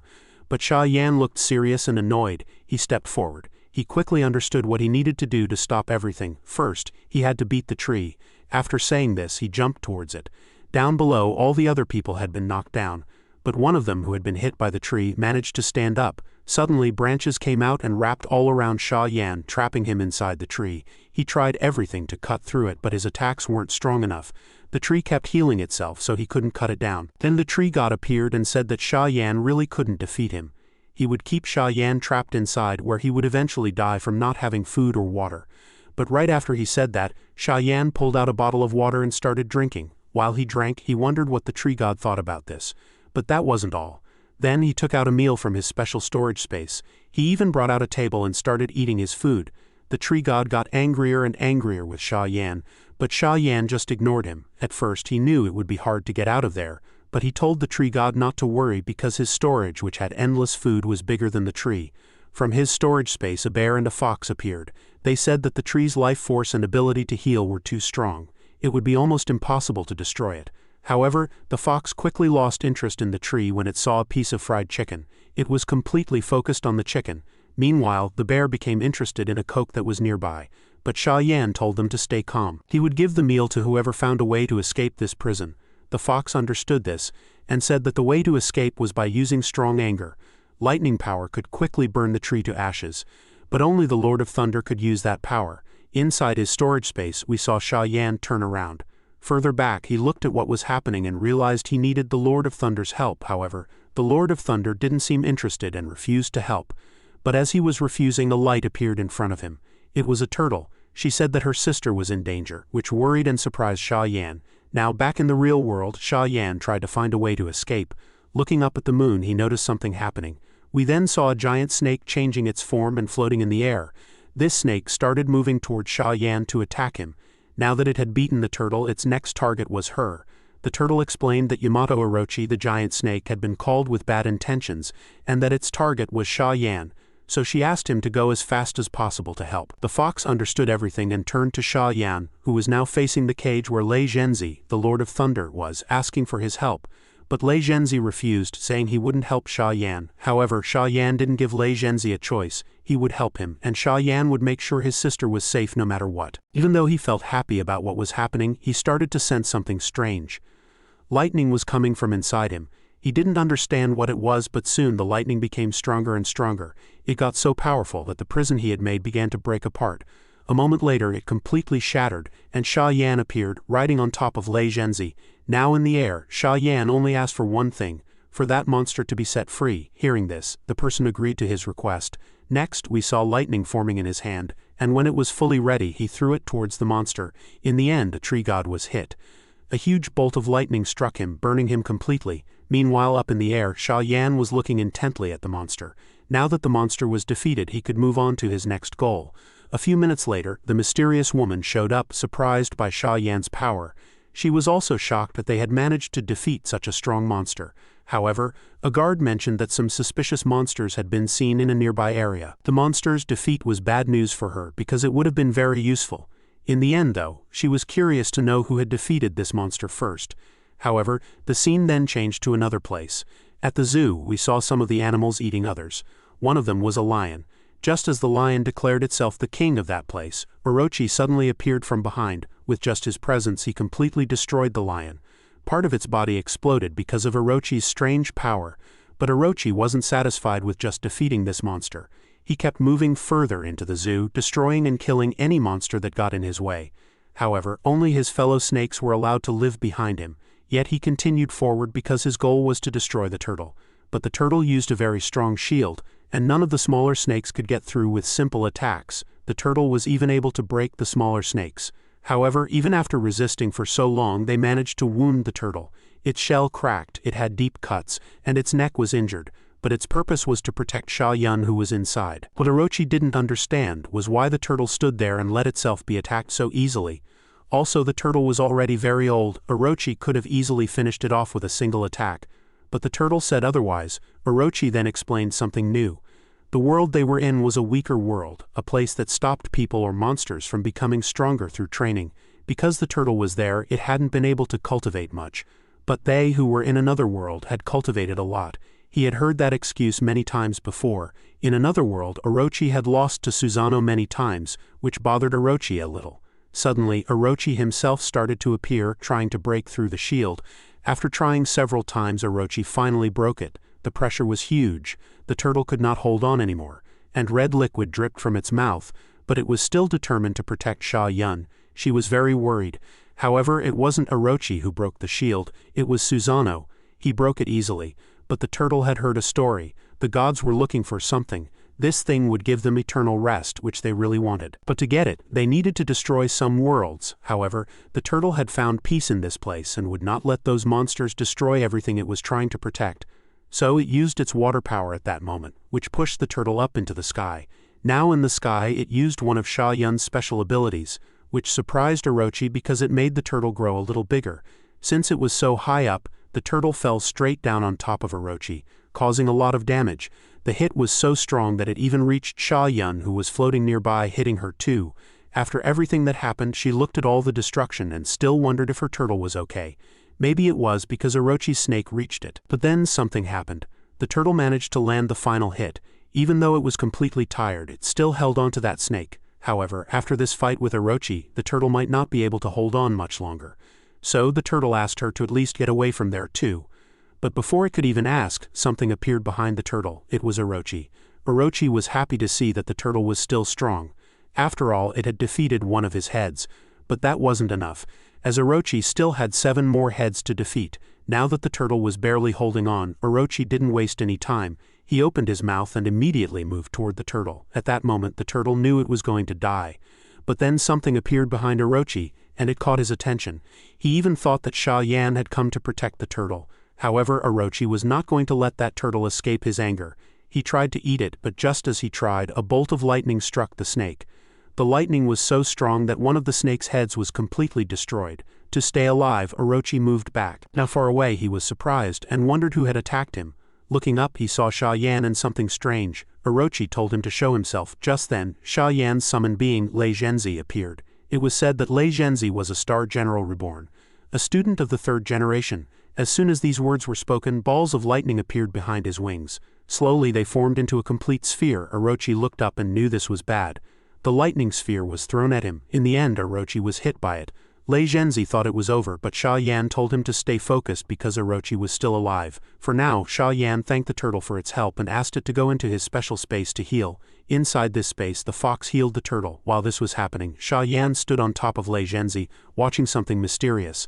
A dark shape started to appear. It turned into a swirling vortex. Strange eyes appeared, and the dark shape began to spin around Sha Yan and Lei Zhenzi. After a few minutes of these weird shadows staying there, two snakes suddenly appeared and rushed towards Lei Zhenzi. He simply moved backward to avoid them. Thinking it was safe, another snake appeared, but this one had a bigger mouth and was coming straight for him. He turned and saw that it wanted to swallow him whole. To stop this, he decided to make the snake regret it. So he used his lightning power again. But this time he surrounded himself with lightning, turning into a ball of electricity. However, the snake reacted quickly, spitting very strong poison at him. At that moment, Lei Zhenzi lost focus because the liquid thrown at him was poisonous. He needed to get away as fast as he could. He tried to escape this place quickly. The poison and the snakes were stopping him, but he found a way out. However, he needed Sha Yan's help. But Sha Yan just told him to wait. Then Orochi started saying that he was the person the old man had told him about before. But something made him angry. He compared himself to Susanoo, which made Orochi extremely mad. Sha Yan realized that Orochi was not happy. So he made a bet with him. He and his younger companion could easily defeat Orochi. But after winning, Sha Yan only wanted one thing from Orochi: to serve him forever. This made Orochi completely furious, especially because he believed he would not lose this fight. He believed he only served the people he already followed. Also, he didn't think Sha Yan was a worthy opponent. Since he found Sha Yan a bit too arrogant, he wanted to make him suffer greatly. When he saw that Orochi didn't say no to serving Sha Yan, he took that as a yes. Orochi just wanted to see how strong Sha Yan truly was, so he called out some of his snakes and moved quickly towards Sha Yan. Sha Yan then used all his power. He realized that Orochi was using tricks to beat him, like making many fake heads, but one of those heads was real. Orochi was attacking from all sides, but the real head would make the final hit. To stop this, Sha Yan tried to find the real head. After thinking for a moment, he stepped back. This showed where the real head was, which surprised Orochi a little. Also, someone he knew had already scratched him, and he just needed to look back to see if that really happened. But he didn't look. He almost believed what he was told, but then Orochi used a poisonous mist that even Susanoo couldn't see through. Now he would attack with all his strength. What he had asked Orochi to do earlier was to look back. But since Orochi didn't, the bear was able to grab his real head. At the same time, the bear also felt a lot of pain. However, his doctor had given him a very helpful cure. It was simple: eat a snake. If he ate it, he would get completely better, which made the bear very happy. The snake was not happy about this. He tried to get away from the bear, but it wouldn't be easy to save himself. Meanwhile, in the center of the city, some people were running. While running, one person noticed a strange rain falling on him. But his daughter had already completely turned into one of those monsters. The mother started begging for someone to at least help her daughter get better. While all of this was happening, the story went back to the fight from before. There, the bear ran towards the snake. With a few quick moves, he managed to defeat the first head. But there was still another one, so he went after it to finish them all. However, there were still more heads. These heads asked Sha Yan who he was. He replied that he didn't know. He suggested they could try to guess.